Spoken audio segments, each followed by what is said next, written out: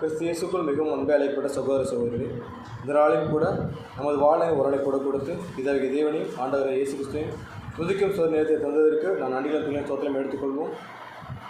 So இன்றைக்கி சகோதர சகோதரி பார்க்க போகிற பாடத்தோட தலைப்பு என்னென்னா விசுவாசம் அப்படிங்கிற தலைப்பின் கீழாக ஒரு சில காரியங்கள் நம்ம பார்க்கலாம். ஸோ இந்த காரியங்களை அடிப்படையில் எங்கேருந்து பார்க்க போகிறோம் அப்படின்னு பார்த்தோம்னா, பைபிள் நடந்த ஒரு சம்பவத்தை பேஸ் பண்ண ஒரு கான்செப்ட். இதுக்கு இன்னொரு தலைப்பு வைக்கலாம், என்ன அப்படின்னு பார்த்தோம்னா யெகோவா நிசி அப்படிங்கிற தலைப்பு கூட என்ன வைக்கலாம். ஸோ அந்த வார்த்தையை மையப்படுத்தின ஒரு சில விஷயங்கள் ரைட்டுங்களா. ஸோ இந்த வசனத்துக்குரிய ஆதார வசனமாக லூக்கா 6வது அதிகாரம் 38ஆம் வசனத்துலேருந்து ஆரம்பிக்கலாம். லூக்கா 6ஆம் அதிகாரம் 38வது வசனம். என்ன சொல்லியிருக்காரு இல்லாமா? என்ன சொல்லியிருக்காரு? கொடுங்கள் அப்பொழுது உங்களுக்கு கொடுக்கப்படும், அவ்வளோதான். ஸோ என்ன கொடுத்தா நமக்கு திருப்பி என்ன கொடுப்பார்? ஸோ அப்படிங்கிற வசனத்தோட பேக்ரவுண்ட் என்ன அப்படிங்கிறத குறித்து நான் யாரை செய்ய போகிறோம். ஸோ பாடத்தோட தலைப்புனா யெகோவா நிசி அப்படிங்கிற தலைப்பின் கீழாக ஒரு சில காரியங்கள். ஸோ இந்த சம்பவம் எங்கே பதிவு பண்ணப்பட்டிருக்கும் அப்படின்னு பார்க்கும்போது யாத்திரையாகம் புஸ்தகத்தில் பதிவு பண்ணப்பட்டிருக்கு. யாத்திரையாகவும் 17ஆம் அதிகாரம் 8லேருந்து இப்போ அந்த அதிகாரம் முழுவதுமே 16 வசனங்கள் இருக்கும். அது மொத்தமே என்னென்னா இந்த ஒரு ஹிஸ்ட்ரி வந்து பதிவு பண்ணப்பட்டிருக்கும். ஸோ இது யாருடைய காலத்தில் நடந்த சம்பவம் அப்படின்னோம்னா, மோசையுடைய காலத்தில் நடந்த ஒரு சம்பவம் தான் இங்கே என்ன பண்ணியிருப்பாங்க அப்படின்னு பார்க்கும்போது பதிவு பண்ணியிருப்பாங்க. ஸோ இங்கே என்ன சம்பவம் ஆக்சுவலாக நடந்துகிட்ருக்கும் அப்படின்னு பார்க்கும்போது, இவங்க வனாந்தரத்தில் பிரயாணம் பண்ணி போயிட்டுருப்பாங்க. அப்போ அங்கே ஒரு சண்டை நடக்கும். யார் சண்டைக்கு வருவாங்கன்னா, அமலேக்கியர்கள் சண்டைக்கு வருவாங்க.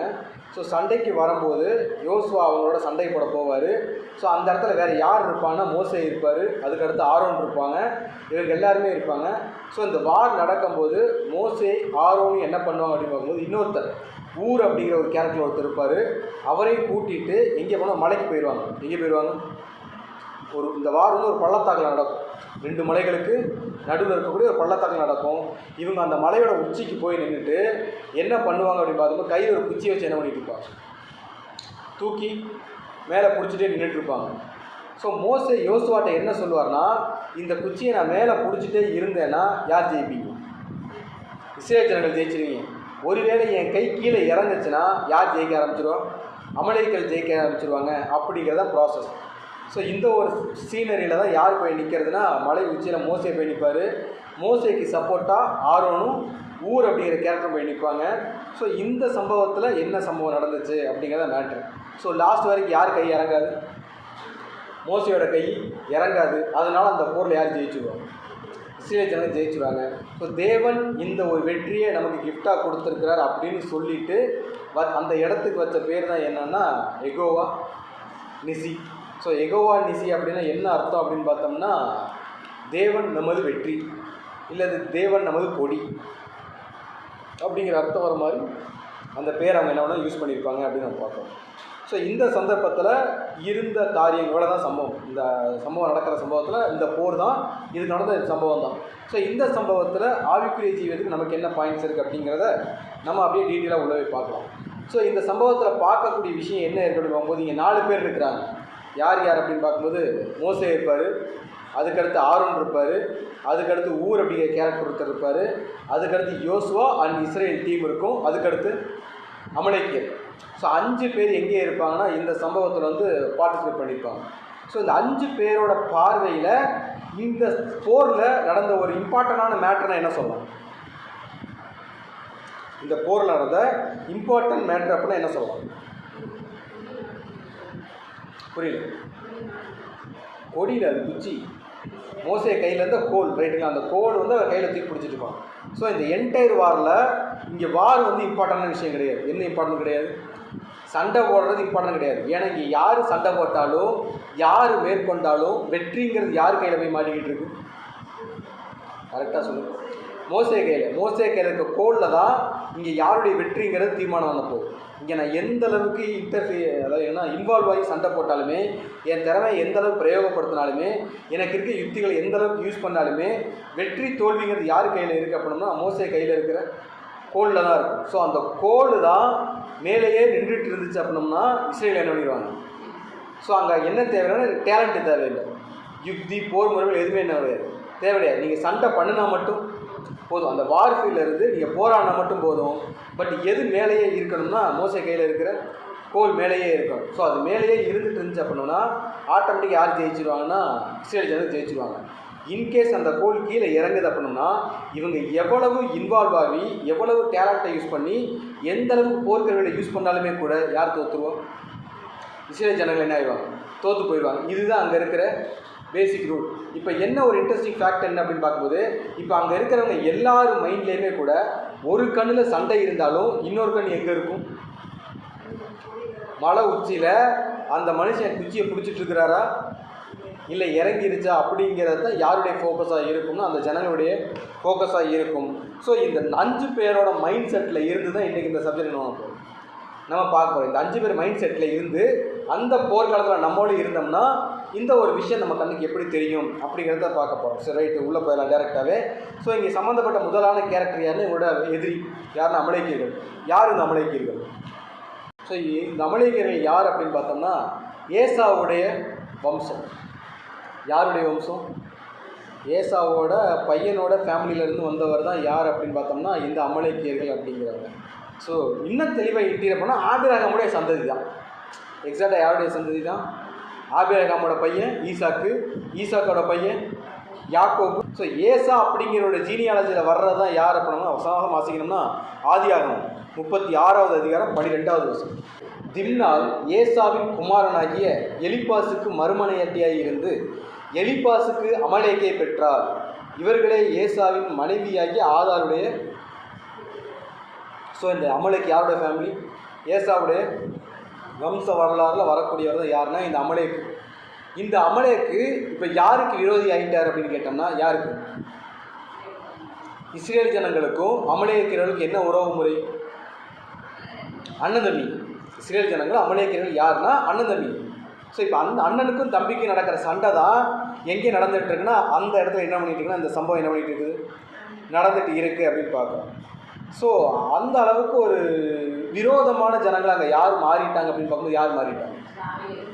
ஏன் இவ்வளோ கோவம் அவங்களுக்கு? ஸோ அமலேக்கியர்கள் டீட்டெயிலாக பின்னாடி படிக்கலாம் நம்ம. இந்த மாதிரி அவங்க எதுக்கெல்லாம் ஏன் அவங்க எதுக்கு எடுத்தாலும் இஸ்ரேலர்கள் கூட சண்டைக்கு போயிட்டே இருப்பாங்க. என்ன ரீசன் அப்படின்னு பார்க்கும்போது அதாவது இவங்க எகிப்துலேருந்து வனாந்தரத்தில் என்ன பண்ணிகிட்டு இருப்பாங்க, வந்துட்டு இருப்பாங்க. ஒரு சந்தர்ப்பத்தில் அமலேக்கியர்களை தாண்டி போகக்கூடிய சூழ்நிலை வரும். அமலேக்கியர் என்ன பண்ண மாட்டாங்க, வழி விடாமல் மறித்து சண்டை போட்டு இவங்க ஊரை சுற்றி என்ன பண்ணுவாங்கன்னா அனுப்பி விடுற சம்பவங்கள்லாம் நடக்கும். ஸோ இவ்வளவு கோபம் அமலேக்கியர்களுக்கு ஏன்? இவங்களுக்கு மட்டும்தான் இவங்க மேலே கோபம்னா ஏசாவின் சந்ததிக்கே யார் மேலே தான் கோபம் வரும்? ஏதோமியர்னு சொல்லுவோம், கேள்விப்பட்டிருக்கவங்கள. ஏதோமியர்களுக்கு யாருன்னு ஆகாது, இஸ்ரேல்னு ஆகாது, அமலேக்கியர்களுக்கு யாருன்னு ஆகாது. ஸோ ஏசாவின் சந்ததி யாருக்குமே யார் ஆகாது அப்படின்னா இஸ்ரேல் என்ன ஆகவே ஆகாதுன்னா ஏன் இவ்வளோ பெரிய வெஞ்சன்ஸ் இருக்கு? சேஷ்டபுத்திர பாகம் அது ஒன்று. ரெண்டாவது அவங்க அப்பாவுக்கு கொடுக்க வேண்டிய ஆசீர்வாதம் மொத்தத்தை யார் வாங்கிட்டா? யாக்கோபு வாங்கிட்டார். ஸோ எங்களுக்கு கிடைக்க வேண்டிய எல்லாத்தையும் திருட்டுத்தனமாக யார் பறிச்சுக்கிட்டதாக ஒரு சிந்தனை அப்படின்னு பார்க்கும்போது யாக்கோபு. குறிப்பாக இஸ்ரேல் ஜனங்கள் இன்னைக்கு நல்லா இருக்கிறாங்கன்றது, அதாவது தேவன் அவங்க பின்னாடி இருக்கிறார் அப்படின்னாலே அதுக்கு காரணம் யாக்கோபு பண்ணின இந்த ஒரு சூழ்ச்சி. ரெண்டாவது, நாங்கள்லாம் இன்னைக்கு ஒரு விரோதமான ஜனங்களாகவும் தேவையில்லாத ஜனங்களாகவும் தேவனுடைய பராமரிப்புலேருந்து விலகி போன ஜனங்களாகவும் மாறி போனதுக்கு யார் தான் காரணம்? யாக்கோபு அவனுடைய பிள்ளைங்க தான் காரணம்னு சொல்லிட்டு தான் இவங்க மேலே பயங்கரமான கோபம் எப்போவுமே யாருக்கு இருக்கும்? ஸோ இவங்க வளர்ந்து வந்தாலும் யாருக்கு ஆகாது அப்படின்னா அமலேக்கியர்களுக்கு ஆகாது. ஸோ அப்படி ஒரு சூழ்நிலை தான் இப்போ எங்கே இந்த சண்டை நடக்குது அப்படின்னு பார்க்கும்போது ஸோ வசனங்களை வாசிக்கலாம். யாத்திராகமும் 17வது அதிகாரம் 8வது வசனத்தோட அப்படி வாசிக்கலாம். அமலேக்கியர் வந்து இஸ்ரவேலரோட யுத்தம் பண்ணார்கள். அப்பொழுது மோசே யோசுவாவை நோக்கி, நீ நமக்காக மனிதரை தெரிந்து கொண்டு புறப்பட்டு அமலேக்கோட யுத்தம் பண்ணு. நாளைக்கு நான் மலை உச்சியில் தேவனுடைய கோலை என் கையில் பிடித்து கொண்டு. ஸோ இப்போ என்ன பண்ணுறாங்கன்னா அமலேக்கியர் வந்து என்ன பண்ணுறாங்களாமா? அமலேக்கியர் வந்து வாலண்டியராக வந்து தான் யாரோட சண்டைக்கு போகிறாங்க? ஸோ அமலேக்கியர் வந்து ரெமி தீவிலே இஸ்ரவேலரோடு என்ன பண்ணுறாங்களாமா? யுத்தம் பண்ணுறாங்க. அப்பொழுது மோசே யோசுவாவை நோக்கி, நீ நமக்கான மனிதரை என்ன பண்ணு தெரிந்து கொண்டு யுத்த மனுஷர் யாரெல்லாம் இருக்கிறான்னு பார்த்து அவங்கள சூஸ் பண்ணி நீ அமலேக்கியோட போய் யுத்தம் பண்ணு. நான் நாளைக்கு மலை உச்சியில் தேவனுடைய கோலை என் கையிலே பிடித்து கொண்டு என்ன பண்ணுறேன், நான் போய் நிற்பேன் அப்படின்ற மாதிரி யார் சொல்கிறது? நான் மோசே யார்கிட்ட சொல்லிட்டு இருக்கிறாரு? யார்கிட்ட சொல்கிறார்? யோசுவாட்ட சொல்கிறார். யோசுவாட்ட சொன்னால் யோசுவாவும் சரின்னு சொல்லிட்டு எங்கே போயிடுறாரு? சண்டைக்கு போயிடுறாரு. ஸோ இந்த பிக்சரில் நடக்கிற இந்த கோல் இவங்க கையில் இருக்கிறதுனால கிடைக்கக்கூடிய இந்த ப்ராஃபிட் என்ன அப்படின்னு பார்க்கும்போது அதிலே 11ஆம் வசனம் வாசிக்கும். மோசே தன் கையை ஏறெடுத்திருக்கையில் இஸ்ரவேலர் மேற்கொண்டார்கள். அவன் தன் கையை தாழ விடுகையில் அமலேக்கு மேற்கொண்டார். என்ன பண்ணுறாங்களாமா? மோசே தன் கையை மேலேயே வச்சுட்டு இருக்கும்போது யார் ஜெயிக்க ஆரம்பிக்கிறது? இஸ்ரவேலர்களை ஜெயிக்க ஆரம்பிக்கிறாங்க. ஒருவேளை மோசே டயர்டாகி கையை கீழே இறக்குனா யார் ஜெயிக்க ஆரம்பிச்சிடுறது? அமலேக்கர் ஜெயிக்க ஆரம்பிச்சிடுறாங்க. ஸோ வெற்றிங்கிறது இப்போ யார் கையில் இருக்குன்னா மோசே கையில் இருக்கக்கூடிய கோலில் இருக்குது அப்படின்ற மாதிரி இந்த சம்பவம் போக ஆரம்பிச்சிருது. ஸோ இந்த சீக்ரெட் தெரிஞ்ச உடனே இப்போ என்ன நடக்குதுன்னா அதிலே 12ஆம் வசனம் மோசேயின் கைகள் அசந்து போயிட்டு என்ன ஆயிடுச்சிங்களாமா? மோசேயின் கைகள் என்ன ஆயிடுச்சிங்களாமா? ஒரு குச்சியை கூட தூக்கி பிடிக்க முடியாது அவரால். சண்டையாக போட சொன்ன அவர் இறங்கி வந்து நம்ம இங்கேருந்து யோசிக்காமல் அங்கே போய் யோசிச்சோம்னா இப்போ மோசேக்கு எத்தனை வயசு? 40 வயசா? 50ஆ? 80 ரைட்டுங்களா? ஸோ ஒரு அனுமானத்துக்கு சகோதர கால்குலேஷன் எடுத்துக்கிட்டாலுமே மோஸ்டோடைய லைஃப் ஹிஸ்ட்ரி தெரியும். 40 வருஷங்கள் கடந்திருப்பார், ரைட்டு தானே? முதல் 40 வருஷம் எங்கே இருப்பார்? எகிப்தில் அரண்மனையில் இளவரசனாக இருப்பார். 2வது 40 வருஷம் எந்த வனாந்தரத்தில்? புரியல. ஆடு மேய்ச்சிட்டு இருப்பார். யாரு கூட? இங்கேருந்து ஓடி போய் சிப்போரால கல்யாணம் பண்ணது, 2 குழந்தைங்களை பெற்றது, வனாந்தரத்தில் ஆடு மேய்ச்சதெல்லாம் எப்போனா 2வது 40 வருஷத்தில். ஸோ திரும்பி எகிப்துக்கு வரும்போது அவருக்கு என்ன வயசு? என்ன வயசுனா 80 வயசு. திரும்பி அவர் எகிப்துக்கு வரும்போது 80 வயசு. என்னென்னா அந்த 10 வாதைகள் நடக்குதுல்ல, இந்த சமயத்தில் மோசேக்கு எத்தனை வயசு? 80 வயசு. இப்போ 80 வயசு டைமில் தான் இப்போ யாரை கூட்டிகிட்டு போகிறாருன்னா இஸ்ரேல் ஜனங்களை எகிப்துலேருந்து கானானுக்கு என்ன பண்ணிட்டு இருக்கிறாரு? கூட்டிகிட்டு போயிட்டு இருக்கிறாரு. இப்போ ஏறக்குறைய 40 வருஷம் ட்ராவலிங். எந்த ட்ராவல்? வனாந்தர பிரயாணம் 40 வருஷம் தான். ஏறக்குறைய 100 வயசு இருக்கிற மனுஷன் தான் இப்போ எதை கொண்டு தூக்கி பிடிச்சிட்டு இருக்கணும்? ஸோ சும்மாவே நம்மளால் என்ன முடியாது, தூக்கிட்டுலாம் பிடிச்சிட்டுலாம் இருக்கக்கூடாது. இப்போ சைக்காலஜியில் சொல்லுவாங்கள்ல, நம்ம கோபத்தை எப்படி தான் கட்டுப்படுத்தணும்னா கையில் ஒரு டம்ளர் வச்சுருக்கோம், ஒரு டம்ளர் தண்ணி வச்சுருந்தோம்னா எவ்வளோ நேரம் தண்ணியை பிடிச்சிட்டு இருக்கலாம்? ஒரு 5 நிமிஷம் வச்சுருக்கலாம். 10 நிமிஷம் வச்சுக்க முடியுமாண்ணா? 1 மணி நேரம் வச்சுக்க முடியுமாண்ணா? ஸோ அந்த டம்ளரோட வெயிட்டு கூடுதா? டம்ளர் வெயிட்டு கூடாது. நம்ம வச்சுட்டு இருக்கிறோட நம்முடைய அந்த அந்த நம்முடைய பலம் என்ன ஆகிட்டு இருக்கும்? குறைஞ்சிட்டே இருக்கும், ரைட்டு தானே? ஸோ அது மாதிரி தான் நம்முடைய கோபங்களை என்னென்னா கையில் தூக்கியே பிடிச்சிட்டு, சின்ன பிரச்சனை பெரிய பிரச்சனைகள் அது அப்புறம் கையில் தூக்கிட்டே இருந்தோம்னா நேரம் ஆக ஆக அது என்னவாயிட்டே இருக்குமாமா? கனம் கூடிகிட்டே இருக்கும். ஸோ கோபமோ வருத்தமோ அதை உடனே கீழே போட்டுட்டோம்னா நமக்கு என்ன கிடையாது. ஸோ இப்போ அந்த மாதிரி இப்போ மோசே கையில் இருக்கிறது ஒரு சின்ன குச்சி தான். இவர் வேலை என்னென்னா அந்த குச்சி என்ன பண்ணி ஆகணும்? தூக்கி மேலே பிடிச்சிக்கிட்டே நிற்கணும். எது வரைக்கும் பிடிச்சிட்டு இருக்கணும்? இவங்க ஜெயிக்கிற வரைக்கும். அது எவ்வளோ நேரங்கிறதுலாம் கணக்கில். ஸோ இவங்க ஜெயிக்கிற வரைக்கும் இந்த குச்சியை தூக்கி பிடிக்கிறத யார் வேலை அப்படின்னா மோசையுடைய வேலை. ஆனால் ஏறக்குறைய 100 வயசான ஒரு பெரியவர், ரைட்டு தானே? அவரால் கண்டினியூஸாக என்ன பண்ண முடியாது, தூக்கிலாம் பிடிக்க முடியாது. இப்போ என்ன நடக்குதுன்னா மோசையின் கைகள் என்ன ஆயிடுச்சுங்களாமா? தளர்ந்து போச்சு, டயர்ட் ஆகிட்டார். ஸோ டயர்ட் ஆனவனை என்ன பண்ணுறாங்க? கண்டினியூஸாக வாசிக்கலாம். 12ஆம் வசனம். மோசேயின் கைகள் அசந்து போயிற்று. அப்பொழுது அவர்கள் ஒரு கல்லை கொண்டு வந்து அவன் கீழே வைத்தார்கள். அது மேல் உட்கார்ந்தார். ஆரோனும் ஊரும் ஒருவன் ஒரு பக்கத்திலும் ஒருவன் மறுபக்கத்திலும் இருந்து அவன் கைகளை தாங்கினார்கள். இவ்விதமாய் அவன் கைகள் சூரியன் அஸ்தமிக்கும் வரைக்கும் ஒரே நிலையாக எவ்வளோ நேரம் இருந்துச்சுங்களாமா? சூரியன் அஸ்தமிக்கிற வரைக்கும் ஒரே நிலையாக இருந்துச்சு அப்படின்னா இப்போ மோசே கூட அங்கே இருக்கிறது யார் யார் இருக்காங்க? ஆரோன் இருக்கிறாரு, ஊர் அப்படிங்கிற 2 பேர் இருக்கிறாங்கன்னா இப்போ இதில் நியாயப்படி இப்போ ஒரு பெரியவர் வந்து கையை தூக்கி பிடிச்சிட்டு நிற்கிறாரு, அவர் கை வலிக்குது, கையை இறக்குறான்னா பக்கத்தில் நிற்கிற நியாயப்படி என்ன செய்யணும்? குச்சியை வாங்கி நாங்கள் என்ன பண்ணிக்கிறோம்? கொஞ்ச நேரம் நாங்கள் பிடிச்சிக்கிறோம், நீங்கள் என்ன பண்ணுங்க? வயசான மனுஷன், வெயில் வேறு, மழை உச்சி வேறு, ஒதுக்கிற கூட என்ன கிடையாது, இடம் கிடையாது. அதனால் கொஞ்ச நேரம் நாங்கள் என்ன பண்ணிக்கிறோம்? நாங்கள் குச்சியை வாங்கிக்கிறோம், நீங்கள் தெரிஞ்சு என்ன பண்ணுங்க? இதைத்தானே சொல்லணும். நியாயப்படி நம்ம தான் என்ன பண்ணுவோம்? அதை தானே பண்ணுவோம். ஆனால் கொஞ்சம் கூட இறக்கமே இல்லாமல் இவங்க 2 பேரும் என்ன பண்ணுறாங்க அப்படின்னு பார்க்கும்போது பக்கத்தில் வந்து ஒரு கல்லை போட்டு நீங்கள் என்ன பண்ணுங்க? ஃபஸ்ட்டு ரொம்ப நேரமாக என்ன பண்ணிட்டு இருக்கீங்க? நின்றுட்டே இருக்கிறீங்க, ரொம்ப நேரம் ஆனீங்க, ஆல்ரெடி டயர்ட் ஆகிட்டீங்க. குச்சி இறங்குச்சுன்னா என்ன ஆகிடும்? இவங்க தோற்று போயிடுவாங்க. அதனால குச்சி இறங்கிடக்கூடாது. நீங்கள் ஃபஸ்ட்டு உட்காந்து எனர்ஜியை இன்க்ரீஸ் பண்ணிக்கோங்க. நாங்கள் என்ன பண்ணுறோம்? உங்களுக்கு சப்போர்ட் பண்ணுறோன்னு சொல்லிட்டு ஒரு பக்கம் ஆர்வம், இன்னொரு பக்கம் ஊர் நின்றுட்டு 2 கையை இப்படி தாங்கி பிடிச்சிக்கிட்டாங்களாமா. என்ன பண்ணிட்டாங்க? யாருக்குமே அந்த மனுஷனுக்கு குச்சியை வாங்கிட்டு, நான் மறுபடியும் சொல்கிறேன், இப்போ 40 வயசு கடந்துட்டாலே சுகரு ப்ரெஷர்னு என்னென்னமோ வந்துடுது. ஒரு நாள் ஃபுல்லாக யூரின் போக முடியாது. சராசரி மனிதர்கள் ஒரு நாள் ஃபுல்லாக மோசைக்கு என்ன பண்ண முடியாது? யூரின் போக முடியாது, மோஷன் போக முடியாது, எதுவுமே பண்ண முடியாது. அவருடைய ப்ரையாரிட்டி மொத்தமே என்னதான் அப்படின்னு பார்க்கும்போது என்ன மட்டும்தான், அந்த பொழுது அன்னைக்கு எவ்வளோ வெயில் அடித்தாலும் மழை அடித்தாலும் என்ன நடந்தாலும் அந்த குச்சி என்ன பண்ணிடக்கூடாது. இப்போ கீழே எத்தனை பேர் சண்டை போகிறான்னு பதிவு பண்ணலை. யோசுவாட்ட என்ன சொல்லியிருப்பாருன்னா, யார் எல்லாம் சண்டை செய்யறதுக்கு தகுதி இருக்கோ அவங்களை என்ன பண்ணு கூட்டிகிட்டு போன்னு சொல்லிட்டாரு. கீழே எத்தனை பேர் இருக்கான்னு தெரியாது. பட் எத்தனை பேரோ அத்தனை பேரோட உயிர் இப்போ யாருக்கு எழுதா இருக்கு? மோசேக்கு எழுதா இருக்கு. ஸோ மோசே ஒரு 100 வயசு மனுஷன் எந்த ஒரு இயற்கை உபாதைக்கு இடம் கொடுக்காம, சுய தேவைகளுக்கு இடம் கொடுக்காம, சரீர பலவீனத்துக்கு இடம் கொடுக்காம, அந்த ஒரு நாள் முழுசுமே கூட அந்த மலை உச்சியில் என்ன தான் பண்ணிகிட்டு இருக்கணும்? குச்சியை பிடிச்சி தான் இருக்கணும். பக்கத்தில் நிற்கிறவங்களுக்கு கூட அதை வாங்கிக்கணுங்கிற என்ன கிடையாது, அந்த ஒரு சிந்தனையுமே இல்லை. ஸோ இப்படியே பிடிச்சிட்டே இருந்ததுனால நடந்தது என்ன அப்படின்னு பார்க்கும்போது அப்படியே வாசிக்கலாம் 13. யோசுவா அமலேக்கையும் அவன் ஜனங்களையும் பட்டயக்கட்டினாலே முறியடித்தான். பின்பு கர்த்தர் மோசேயை நோக்கி. ஸோ யார் ஜெயிச்சது? இந்த ஜெயிச்சதுக்கு காரணம் யாருன்னு ஒரு கேள்வி கேட்டோம். மோசே தான். மோசே கூட 2 பேர் இருந்தான்னு வச்சுக்கோமே. ஸோ மெயினான ரீசன் யார் அப்படின்னு பார்த்தா மோசே தான். மோசே ஒருவேளை வெற்றிகரமாக அந்த ஒரு டாஸ்க்கை முடிக்கல அப்படின்னா இங்கே ஆட்டோமேட்டிக்காக யார் தோற்றுருவா? இஸ்ரேல் ஜனங்கள் என்ன பண்ணிடுவாங்க? தோற்றுருவாங்க. ஸோ இவங்க வெற்றிக்கு கூட நின்று முழு பலமாக நின்ற ஒரு கேரக்டர் யாருன்னா மோசே.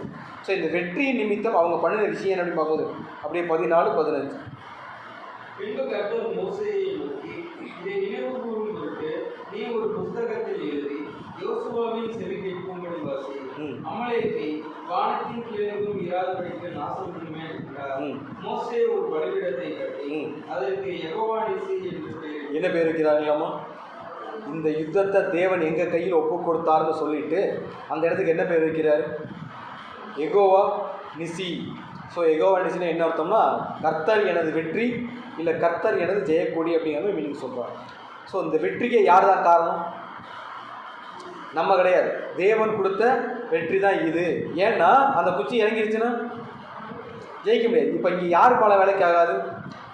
என்னுடைய பலமோ என்னுடைய திறமையோ என்னுடைய போர் பராக்கிரமமோ எதுவுமே இங்கே சப்போர்ட் பண்ணாது. இங்கே சப்போர்ட் பண்ணாது. இந்த வெற்றிக்கு முழு காரணம் யாருன்னா பிதாவைய தேவன் தான் அப்படின்னு சொல்லிட்டு தான் அந்த இடத்துக்கு என்ன பேர் வைக்கிறாங்க அப்படிங்கும்போது யெகோவா நிசி அப்படின்னு பேர் வைக்கிறாங்க. ஸோ இந்த சீனரியில் நம்ம நோட்டீஸ் பண்ண வேண்டிய விஷயம் என்ன அப்படின்னு பார்க்கும்போது இங்கேருந்து இந்த 5 பேர் யாருன்னா ஆரோன், ஊர், யோசுவா, இஸ்ரேல் ஜனங்கள், அமலேக்கியர்கள் ப்ளஸ் மோசே, இவங்க 5 பேரோட பார்வையில் தேவன் கொடுத்த இந்த கற்பனை அல்லது இந்த கட்டளை அல்லது இந்த செயல்பாடு இவங்களுடைய விஷயத்தில் எப்படியெல்லாம் இருந்திருக்கும் அப்படிங்கிறத பேஸ் பண்ணின ஒரு கான்செப்ட்.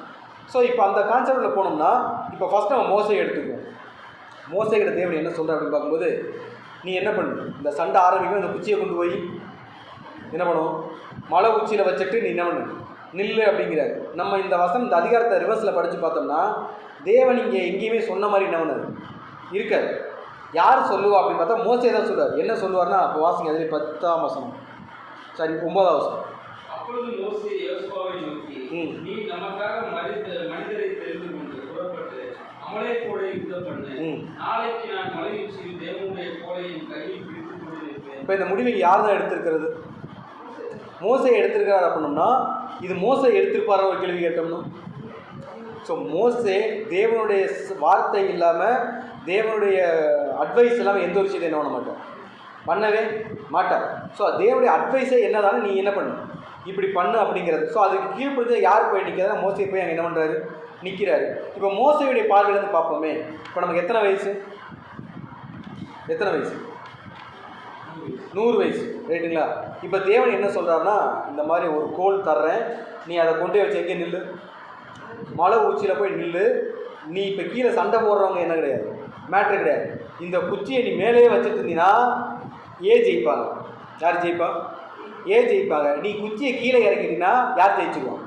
பி ஜெயிச்சுருவாங்க. இதில் யார் ஜெயிக்கணுங்கிறது யார் தான் முடிவு பண்ணணும்?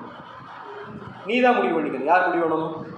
மோசையை தான் முடிவு பண்ணிக்கணும். அப்படின்னா இப்போ ஒரே நம்ம மோசையாக இருந்தால் நம்ம என்ன சொல்லுவோம்? என்ன சொல்லுவோம்? என் வயசு என்ன, என்னோட வயசு என்ன, 100 வயசு ஆயிடுச்சு, நானே இப்போ சாவமா அப்புறம் சாவமான் இருக்கேன். என்னை எங்கே ஏறி போய் சொல்கிறீங்க? நம்மளால் மொட்டை மாடில் ஏறி துணி என்ன பண்ண முடியல, காயை போட்டு திரும்பி இறங்க முடியல, அதுக்குள்ளே கண்ணெல்லாம் இழுட்டிட்டு வந்துடுது. ஆனால் இவர் என்ன இவர் மலை உச்சிக்கு என்ன யாரை போக சொல்கிறாரு? மோசையை போக சொல்லிட்டு போய் சும்மா நில்லுன்னா என்ன பண்ணிட்டு இருக்கலாம்? நீ அங்கே போய் நில்லு, நீ நின்னா மட்டும் போது இவங்க ஜெயிச்சுனா இவர் பாட்டு நின்றுருப்பார். ஆனால் மோசைக்கு அடுத்த டாஸ்க் என்னென்னா, நீ அங்கே போய் ஒரு குச்சி என்ன பண்ணிட்டு இருக்கணும், பிடிச்சிட்டு நிற்கணும். ஆல்ரெடி எங்கள் கையில் என்ன இருக்குது, ஒரு குச்சி இருக்குது. சரி, இந்த குச்சியை பிடிச்சி நில்லுன்னு சொன்னால் கூட சரி ரைட்டு என்ன பண்ணிட்டு இருப்பேன், நின்றுட்டு இருப்பேன். ஆனால் என்ன சொன்னேன், இந்த குச்சியை நீ எப்படி பிடிச்சிட்டு நிற்கணும்? தூக்கி மேலே எதை பார்த்து, வானத்தை பார்த்து நீ பிடிச்சிட்டே நில்லு அப்படின்னு சொல்லும்போது இப்போ அந்த மனுஷனுக்கு எவ்வளோ தோணும்? இப்போ நம்ம ஒரு மீட்டிங் போகணுன்னு சொன்னால் நமக்கு எவ்வளோ பிரச்சனை முன்னாடி நிற்கிது. ட்ராவலிங் பிரச்சனையாக வந்து நிற்கிது, டிக்கெட்டு பிரச்சனையாக வந்து நிற்கிது, க்ரௌடு பிரச்சனையாக வந்து நிற்கிது, டைமு, மணி, இப்படி எவ்வளவோ பிரச்சனை என்ன வந்து முன்னாடி நிற்கிது. பட் 100 வயசுக்கு இப்போ ஒரு பெரிய ஒரு கிழவர் ரைட் தானே, 100 வயசு வயசான மனுஷனை தூக்கிட்டு மலை மேலே போய் குச்சியை பொழுது இருந்துச்சுன்னா அவர் கேட்டுக்கலாம், என்னால் யூரின் போக முடியாது, ஒரு நல்லது இடத்துக்கு என்ன பண்ண முடியாது, அங்கிட்டு நகலை கூட முடியாது, வெயில் அடித்தா எவ்வளோ நேரம் வெயிலில் நான் நின்றுட்டே இருக்கிறது, ஸோ நிழலும் கிடையாது, எவ்வளோ நேரம் குச்சியை நான் தூக்கி வேலை பிடிச்சிட்டே நிற்கிறது, இதெல்லாம் என்ன கிடையாது, சாத்தியமே கிடையாது. இப்படின்ற எந்த ஒரு கான்வர்சேஷனும் யார் பில்டு பண்ணியிருக்க மாட்டா? மோசை என்ன பண்ணியிருக்க மாட்டார், பில்டு பண்ணிக்க மாட்டார். யோசுவோட என்ன சொல்வார்னா, நீ போய் சண்டை பண்ணு, நீ என்ன பண்ணு, அம்மலைகள் நீ போய் யுத்தம் பண்ணு, நான் போய் எங்கே நிற்கிறேன். அந்த வார்த்தைக்கு பின்னாடி கொஞ்சம் கூட டவுட் இருக்காது. என்ன இருக்காது? இந்த செகண்ட் ஒப்பீனியன்கிறது யார்கிட்ட இருக்காது. என்னால் முடியுமா முடியாதா, இந்த குச்சியை என்னால் எவ்வளோ நேரம் தூக்கி தான் பிடிச்சிட்டு இருக்க முடியும், 1000 தானே வயசுன்னு ஒன்று இருக்குல்ல, பலோன்னு ஒன்று இருக்குல்ல, நான் என்ன சின்ன பையனா இல்லைன்னு தேவன்ட்ட அவர் சொல்லியிருக்கலாம். என்ன சொல்லியிருக்கலாம், எனக்கு வயசாகி போச்சு, இது வந்து என்னுடைய ஒருத்தனை சார்ந்த ஒரு விஷயம் இல்லை, ஒருவேளை பை சான்ஸ் ஏதோ ஒரு சந்தர்ப்பத்தில் என் குச்சி இறங்கிருச்சுன்னா அதனால பாதிப்பு யாருக்கு? இஸ்ரேல் ஜனங்கள். அது உயிர் சம்மந்தப்பட்ட பிரச்சனை, எத்தனை பேர் என்ன ஆயிடலாம், செத்து போயிடலாம். அதனால் நீங்கள் என்ன பண்ணுங்க, நீங்கள் எடுக்கிற முடிவு ரொம்ப தப்பான முடிவு. ஒரு சின்ன பையன் என்ன பண்ணுது, ஒரு சின்ன பையன் யோசுவாவையோ இல்லை காலேபையோ இல்லை அவங்களுக்கும் சின்ன பசங்க யாராக இருந்தால் அவங்களுக்கு என்ன பண்ணுங்க, கூட்டி போய் நிற்க வைங்க, அவங்களுக்கு நல்ல ஒரு ஸ்டெமினா எனர்ஜி இருக்கும், அவங்க என்ன பண்ணிடுவாங்க, நின்றுவாங்க, நீங்கள் சொல்கிற காரியம் நடந்துடும், யுத்தம் என்ன ஆகிடும், ஜெயிச்சிடும். இப்படின்னு சஜஷன்லாம் யார் யாருக்கு கொடுக்கல? மோசே வயசை கன்சிடர் பண்ணலை, அவருடைய பலத்தை என்ன பண்ணலை, கன்சிடர் பண்ணலை. என்னால் முடியுமா முடியாததை பற்றி யாரும் யோசிக்கலை, மோசை யோசிக்கலை. இந்த மலை எவ்வளோ உயரன்றதை பற்றி யாரும் கவலைப்படல. இதில் நான் எப்படி ஏறி போக போகிறேன், பொழுதுனைக்கு எப்படி நிற்க போகிறேன், இந்த குச்சியை எப்படி தூக்கி பிடிக்க போகிறேன்ற எந்த ஒரு கருத்து யார் முன்வைக்கலை அப்படின்னோம்னா யார் முன்வைக்கலை. இந்த வயசில் இந்த போரில் என்னால் என்ன பண்ண முடியாது, வாள் எடுத்து கேடையை போட்டு சண்டை போட முடியுமா? பட் இந்த போரை ஜெயிக்க வைக்கிற வாய்ப்பு யார்கிட்ட கொடுத்துருக்கிறாரு, ஏன்ட்ட கொடுத்துருக்கிறார். நான் செய்கிறேன் அப்படின்னு ஸ்ட்ராங்காக எந்த ஒரு டவுட்டுமே இல்லாமல் யார் இந்த ஆர்டர் போடுவார்னா மோசே யோசுவாவுக்கு ஆர்டர் போடுவார். யார் எல்லாம் சண்டை பண்ணுறக்கு ஸ்டஃப் இருக்கோ அவங்களெல்லாம் கூட்டிகிட்டு எங்கே போ, யுத்தத்துக்கு போ. நான் எங்கே போகிறேன், நான் மலை உச்சி போய் என்ன பண்ணுறேன், குச்சியை தூக்கி பிடிச்சிட்டு இருக்கேன். தேவன் என்ன சொல்லியிருக்காருன்னா, இந்த குச்சி இறங்குச்சுன்னா யார் ஜெயிச்சிருவா, அவங்க ஜெயிச்சிருவாங்க. குச்சி ஏறிச்சுன்னா யார் ஜெயிச்சிருவா. இப்போ யோசுவாவோட பெரிய பிரேயரை என்னவா தான் இருக்கும் அப்படின்னு பார்த்தோம்னா, மறந்தும் கூட இந்த குச்சி என்ன ஏறக்கூடாது. யோசுவாவுடைய பார்வையிலிருந்து யோசிச்சு பாருங்களேன், இவரை போய் செலக்ட் பண்ணி அனுப்புகிறாங்களே, இவரால் தூக்க முடிஞ்சதே என்னன்னா அந்த குச்சி தான். அந்த குச்சி எதுக்கு தான் வச்சுருக்கிறாரு, குச்சி எதுக்கு வச்சுக்குவோம் சொல்லுங்க? ஆடு மாடு மேய்க்கிறதுலாம் இல்லை. 100 வயசு மனுஷனுக்கு குச்சி எதுக்கு? தான் சுயமாக என்ன பண்ண முடியாது, நடக்க முடியாது. நான் சுயமாக நடக்க முடியாதுங்கிறத எனக்கு சப்போர்ட்டாக இருக்கிறதுக்கு பேர் தான் ஊன்றுகோல்னு சொல்கிறது. அந்த மனுஷனாலேயே தனியாக என்ன பண்ண முடியாது, நடக்க முடியாது. அந்த மனுஷனுக்கு சப்போர்ட்டே என்ன தான், குச்சி தான். அந்த குச்சியை நம்பி தான் யார் வாழ்க்கை ஓடிட்டுருக்கு, அந்த மனுஷன் வாழ்க்கை ஓடிட்டுருக்கு. இப்போ என்ன சொல்கிறான்னா, அந்த குச்சியை அவருக்கு சப்போர்ட்டுன்னு நம்பிட்டு இருக்கிற அந்த குச்சியை தூக்கி மேல் பக்கமாக பிடிச்சி நில்லுன்னா இவரால் நிற்கவே முடியாது. யாருனால? ஒரு புரிதலுக்காக சொல்கிறேன், 100 வயசான மனுஷனால் திடீர்னு நிற்கவே முடியாது.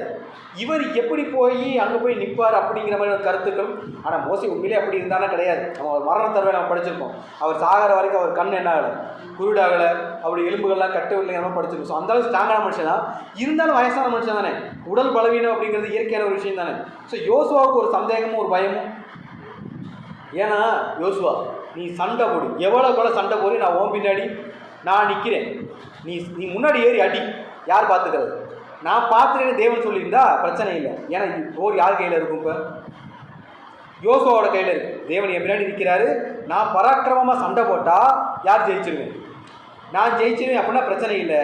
இப்போ பிரச்சனை யார்கிட்ட போயிடுச்சுன்னா மோசேட்ட போயிடுச்சுன்னா யோசுவாவுக்கு உள்ளூர் ஒரு பயம் இருக்குமா இருக்காதுங்க? இருக்குமா இருக்காது? அதாவது இப்போ ஒரு சண்டை நடக்குதுன்னா, சண்டை 2 பேர் போடுறாங்க, இந்த சண்டையில் நடுவர் தீர்ப்பே இறுதியானதுன்ற மாதிரி மோசே சொல்கிறதா என்னது ஜட்ஜ்மெண்ட். யார் பயங்கரமாக சண்டை போட்டிங்க, யார் ஸ்லோவாக சண்டை போட்டிங்களேங்க என்ன கிடையாது, பிரச்சனை கிடையாது. இப்போ யோசுவாவோட பயம் என்னென்னா, இவர் பலத்தை சார்ந்து இப்போ என்ன கிடையாது, இங்கே என்ன கிடையாது, என்ன கிடையாது, இவர் பலத்தை சார்ந்து இங்கே போர் நடக்க போகிறது கிடையாது. இவர் என்னதான் தைரியமாக சண்டை போட்டாலும் வெற்றி தோல்வியை நிர்ணயிக்க போகிறது யாரும் மோசே கையில் இருக்கக்கூடிய அந்த ஒரு கோல். அப்படின்னா இவர் சண்டை போடும்போது ஒரு கண் அமலேக்கியர் மேலேயும் ஒரு கண் எங்கேயும் இருந்திருக்கணும், அந்த கோல் மேலே இருந்திருக்கணும். எங்கே அந்த கோல் இறங்கிருமோ என்ன ஆகிருமோன்ற பயம் யாருக்குள்ளே இருந்திருக்கும்? மோசேக்குள்ள, ஐ மீன் யோசுவாட்ட இருந்திருக்கும். ஸோ யோசுவாவது என்ன சொல்லியிருக்கலாம் அப்படின்னா, பிரச்சனைலாம் சரிதான், உங்களுக்கு வயசாயிருச்சு, உங்களால் தூக்கிட்டு இவ்வளோ என்ன பண்ண முடியாது, நிற்க முடியாது, நான் போகிறேன், நான் என்ன பண்ணுறேன், நீங்கள் சண்டையெல்லாம் போட, நீங்கள் ஓரமாக உட்காந்து எங்களை கெயிட் மட்டும் பண்ணுங்க, இவனால் எப்படி எங்களை வழி நடத்துனீங்களோ இந்த போரை நீங்கள் வழி நடத்துருங்க, ஆட்டோமேட்டிக் யார் ஜெயிச்சுருவாங்க. தேவனுடைய கட்டளை நிறைவேறும், அதே நேரத்தில் சண்டையில் என்ன பண்ணிடலாம், ஈஸியாக ஜெயிச்சலாம் அப்படின்ற மாதிரியாவது யார் சொல்லியிருக்கலாம், யார் சொல்லியிருக்கலாம்? யோசுவா சொல்லியிருக்கலாம். ஆனால் யோசுவா அதையும் என்ன பண்ணியிருக்க மாட்டார், சொல்லியிருக்க மாட்டார். மோசே என்ன சொன்னாரோ அது ரைட்டா ராங்கா, அது நடக்குமா நடக்காதா அப்படிங்கிற எந்த கவலையுமே இல்லாமல் அவர் சொன்னதுக்கு டக்குன்னு ஒபே பண்ணி இவர் யார் சண்டைக்கு போயிட்டதுன்னா யோசுவா என்ன பண்ணிடுவார், சண்டைக்கு போயிடுவார்.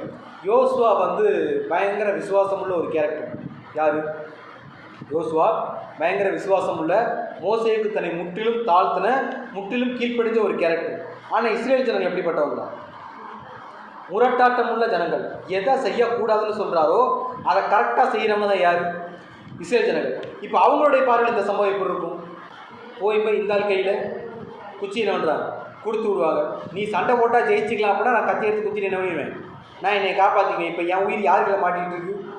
போய் இவர் அனுப்பி விடுறாங்க. இவர் போய் எப்படி பொழுதன்னைக்கு, ஏன்னா யுத்தம் எப்போ முடியும்னு தெரியாது. ஸோ பொழுதன்னைக்கு எப்படி இந்த மனுஷன் தூக்கி பிடிச்சிட்டு இருப்பாரு அப்படி ஒரு டவுட் அங்கே யாருக்கு இருந்திருக்க வாய்ப்பு இருக்குது அப்படின்னா இஸ்ரேல் ஜனங்களுக்கு. அமலேக்கியருடைய பார்வையில் இந்த சம்பவம் எப்படி இருந்திருக்கு? இப்போ நான் அமலேக்கியராக இருந்தேன்னா தேவன் ஒரு கட்டளை கொடுத்துருக்கிறார். என்ன கட்டளை கொடுத்துருக்காங்கன்னா, இந்த குச்சியை கொண்டு எங்கே வச்சு நில்லு, மலையில் வச்சு நில்லு. இந்த குச்சி மேலே இருந்துச்சுன்னா இவங்க ஜெயிப்பாங்க, குச்சி கீழே வந்துச்சுன்னா யார் ஜெயிப்பாங்க, இவங்க ஜெயிப்பாங்கன்னு சொல்லிட்டார். ஸோ இப்போ அமலேக்கியர்களுக்கு என்ன மைண்டில் இருக்கும்னா, இவரால் பொழுதனைக்கு என்ன பண்ண முடியாது, பிடிச்சிட்டுலாம் என்ன பண்ண முடியாது, இருக்க முடியாது. இந்த யுத்தம் யாருக்கு தான் சாதகமாக முடியும், எங்களுக்கு தான் சாதகமாக முடியும். இவர் என்ன நினச்சாலும் பொழுதன்னைக்கு இவரால் என்ன பண்ண முடியாது, இந்த குச்சியெல்லாம் தூக்கி பிடிச்சிட்டு இருக்க முடியாதுங்கிற ஒரு ஸ்ட்ராங்கான கான்ஃபிடென்ட் இங்கே யாருக்கு வந்திருக்கும், அமலேக்கியர்களுக்கு வந்திருக்கும். ஸோ இதுக்கு நடுவில் தான் இவங்க எல்லாருடைய பிழிவு இல்லை எல்லாருடைய விசுவாசத்தை பிரேக் பண்ணி அங்கே ஒரு விஷயம் நடந்தது. என்ன அப்படி பார்க்கும்போது கடைசி வரைக்கும் மோசே அந்த குச்சி என்ன பண்ணியிருக்க மாட்டார், கீழே இறக்கியிருக்கவே மாட்டார். ஸோ கூட இருந்தவங்களும் பெருசாக சப்போர்ட்லாம் பண்ணியிருக்க மாட்டாங்க. அவர் அந்த கை டயர்ட் ஆகும்போது இவங்க தாங்கி மட்டும் தான் என்ன பண்ணியிருப்பாங்க, பிடிச்சி இந்த போரில் யார் ஜெயிச்சிருவா அப்படின்னு பார்க்கும்போது யார் ஜெயிச்சிருவோம், இஸ்ரேல் ஜனங்கள் ஜெயிச்சிருவாங்க. ஸோ ஜெயிச்சு தேவன் கொடுத்த வெற்றிக்கு ஈடாக அந்த இடத்துல ஒரு பலிபீடம் கட்டி அந்த இடத்துக்கு வச்ச பேர் தான் என்ன அப்படிங்கும்போது யெகோவா நிசி. ஸோ இதில் புரிஞ்சிக்க வேண்டிய விஷயம் என்னென்னா, நம்ம எவ்வளோ தூரம் போராடுறோம் அப்படிங்கிறதுல இங்கே என்ன கிடையாது, என்ன கிடையாது, மேட்ரே கிடையாது. நம்ம யார் கூட சேர்ந்து போராடுறோம் அப்படிங்கிறது ஒரு இம்பார்ட்டண்டான விஷயம். இன்விசிபிளாக நமக்காக யார் போராடிட்டு இருக்கிறா அப்படிங்கிறதும் நம்ம முக்கியமான விஷயம். இது ரெண்டையும் நம்ம கவனிக்கலை அப்படின்னா இந்த போரில் யார் தோற்று போயிடுவோம், நம்ம தோற்றுருவோம். ஸோ நம்ம போராடணும் அப்படிங்கிறது முதல் விஷயம். நல்ல போர் சேவனாய் கிறிஸ்துவுக்குள் நீயும் என்ன பண்ணும், தீங்கு அனுபவின்னு ஒரு விஷயம். அதே மாதிரி நல்ல போராட்டத்தை போராடுங்கள், ஓட்டத்தை ஓடி முடியும். ஸோ போராடணும் அப்படிங்கிற எந்த ஒரு மாற்று கருத்துமே கிடையாது. பட் நான் யார் கூட சேர்ந்து போராடுறேன் அப்படிங்கிறது ஒரு புரிதல். இந்த வெற்றி யார் கையில் இப்போ வரைக்கும் இருக்குது அப்படிங்கிறது ஒரு புரிதல். இது ரெண்டும் சரியாக புரியாமல் இந்த போரில் நம்மளால் என்ன பண்ண முடியாது, என்ன பண்ண முடியாது, ஜெயிக்கவே முடியாது. ஸோ இந்த போரில் நம்ம ஜெயிக்கணும்னா நம்ம செய்ய வேண்டிய ஒரு சில காரியங்கள். எந்த போரில் ஜெயிக்கணும்னா, அமலேக்கியர்கள் கூட நடக்கிற இந்த போரில் இங்கே நமக்கு அமலேக்கியர்கள் யார், இங்கே நமக்கு அமலேக்கியர்கள் அப்படின்னா யார்? அமலேக்கியருடைய மோட்டிவ் என்னன்னா, இவங்க கானானுக்குள்ளே போகக்கூடாதுங்கிறது. இவங்க யார், எங்கே போகக்கூடாது, இவங்க கானானுக்குள்ளே போகக்கூடாது. ஒன்று இவங்க கானானுக்குள்ளே போகக்கூடாது, இல்லையா அவங்களெல்லாம் போக விட மாட்டேன், அவங்கள சண்டை போட்டோ இல்லை அவங்களுக்கு ஏதாவது பண்ணியோ அவங்கள என்ன பண்ணுவேன், கொன்றுவேன் அப்படிங்கிற சிந்தனை தான் யாருடைய சிந்தனை அப்படின்னா அமலேக்கியருடைய சிந்தனை. இங்கே அதே மாதிரி சிந்தனை யாருக்கு இருக்குன்னு ஒரு கேள்வி கேட்டோம்னா, இங்கே 2 பேருக்கு இருக்குது. ஒன்று சாத்தானுக்கு. சாத்தான் அப்படின்னா அதுக்குள்ளே எல்லாமே வந்துடும். பெயர் சபை அமைப்புகள் வந்துடும், புறஜாதி அமைப்புகள் வந்துடும், என்டையர் வேர்ல்டுமே எதுக்குள்ள வந்துடும், அந்த செக்டாருக்குள்ள வந்துடும். இன்னொன்று யாருன்னா நானும். யார்? இண்டிவிஜுவலாக நான், எனக்குள்ள இருக்கக்கூடிய நெகட்டிவான தாட்ஸ். ஏன்னா இதுதான் என்னை எங்கே போக விடாமல் தடுக்கிறது, கானானுக்கு. எந்த கானானுக்கு? பரம கானானுக்கு என்னை போக விடாமல் தடுக்கிற ஒரு மேட்ரு என்னென்னா, எனக்குள்ள இருக்கக்கூடிய இந்த நெகட்டிவ் தாட்ஸ். ஸோ இதையெல்லாம் நான் பீட் பண்ணணும்னா நான் எனக்குள்ளே வளர்த்துக்க வேண்டிய குணாதிசயங்கள் என்னென்னா, இங்கே தோத்தவங்க பண்ணினதை யார் பண்ணக்கூடாது, நான் பண்ணக்கூடாது. ஃபஸ்ட்டு ரெஃபரன்ஸே என்னதுன்னா, இங்கே தோத்தவங்க பண்ணதை யார் பண்ணக்கூடாது, நான் பண்ணக்கூடாது. தோத்தவங்க யார், இங்கே யார் தோற்று போகணும்? அமலேக்கியர் தோற்று போயிட்டாங்கன்னா அவங்க பண்ணின முதல் தவறு என்ன அப்படின்னு பார்க்கும்போது, இந்த மனுஷன் போய் இந்த குச்சி என்ன பண்ண முடியும், அவங்களுடைய பார்வையில் இவர் ஒரு வயசான ஒரு ஆள், பொழுதுனைக்கு அவர் நின்றலாம் முடியாது, எப்பொழுது அந்த போல் நாங்கள் தான் என்ன பண்ணுவோம், ஜெயிப்போம் அப்படிங்கிற மைண்ட் செட் இங்கே யாருக்கு வந்துடக்கூடாது, நமக்கு வந்துடக்கூடாது. ரெண்டாவது, நம்முடைய பலவீனங்களை குறித்து யார் கவலைப்படக்கூடாது, யார் மாதிரி, யார் மாதிரி, நம்முடைய பலவீனங்களை குறித்து நம்ம கவலைப்படக்கூடாதுன்னா யார் மாதிரின்னு கேட்குது. மோசே மாதிரி 100 வயசை பற்றி கவலைப்படல, உடல் உபாதைகளை பற்றி என்ன பண்ணலை, கவலைப்படலை. நான் எப்படி இந்த டாஸ்க்கை முடிக்க போகிறேங்களா என்ன பண்ணல, கவலைப்படலை. நான் முடிப்பேன்னு ஸ்ட்ராங்காக நம்பின ஒரு கேரக்டர் தான் யாருன்னா மோசே. மூணாவது ஒரு விஷயம் என்னென்னா, மற்றவங்களுடைய பலவீனங்களில் உதவி செய்யணும். யாருடைய பலவீனங்களில்? மற்றவருடைய பலவீனங்களுக்கு நம்ம உதவி செய்யணும். யார் மாதிரி, யார் மாதிரினா ஆரோன் மாதிரியும் ஊர் மாதிரியும். மோசையே டயர்ட் ஆகிட்டா கூட நாங்கள் பக்கத்தில் நிற்கிறோம், நாங்கள் பார்த்துக்குறோங்கிற அளவுக்கு உத்வேகம் கொடுக்கக்கூடிய கேரக்டர் யாருக்கு வரணும்னா நமக்கு வரணும். நாலாவது, எந்த எதிர்பார்ப்பு யார்கிட்ட இருக்கக்கூடாது, எந்த எதிர்பார்ப்பு யார்கிட்ட இருக்கக்கூடாது. இந்த போரில் ஜெயிச்சுருவோம் தோற்றுருவோம், இது நம்மளுடைய பலம் அப்படிங்கிற சிந்தனை யாருக்கு இருக்கக்கூடாது, நமக்கு இருக்கக்கூடாது. நம்ம சண்டை போடணும்.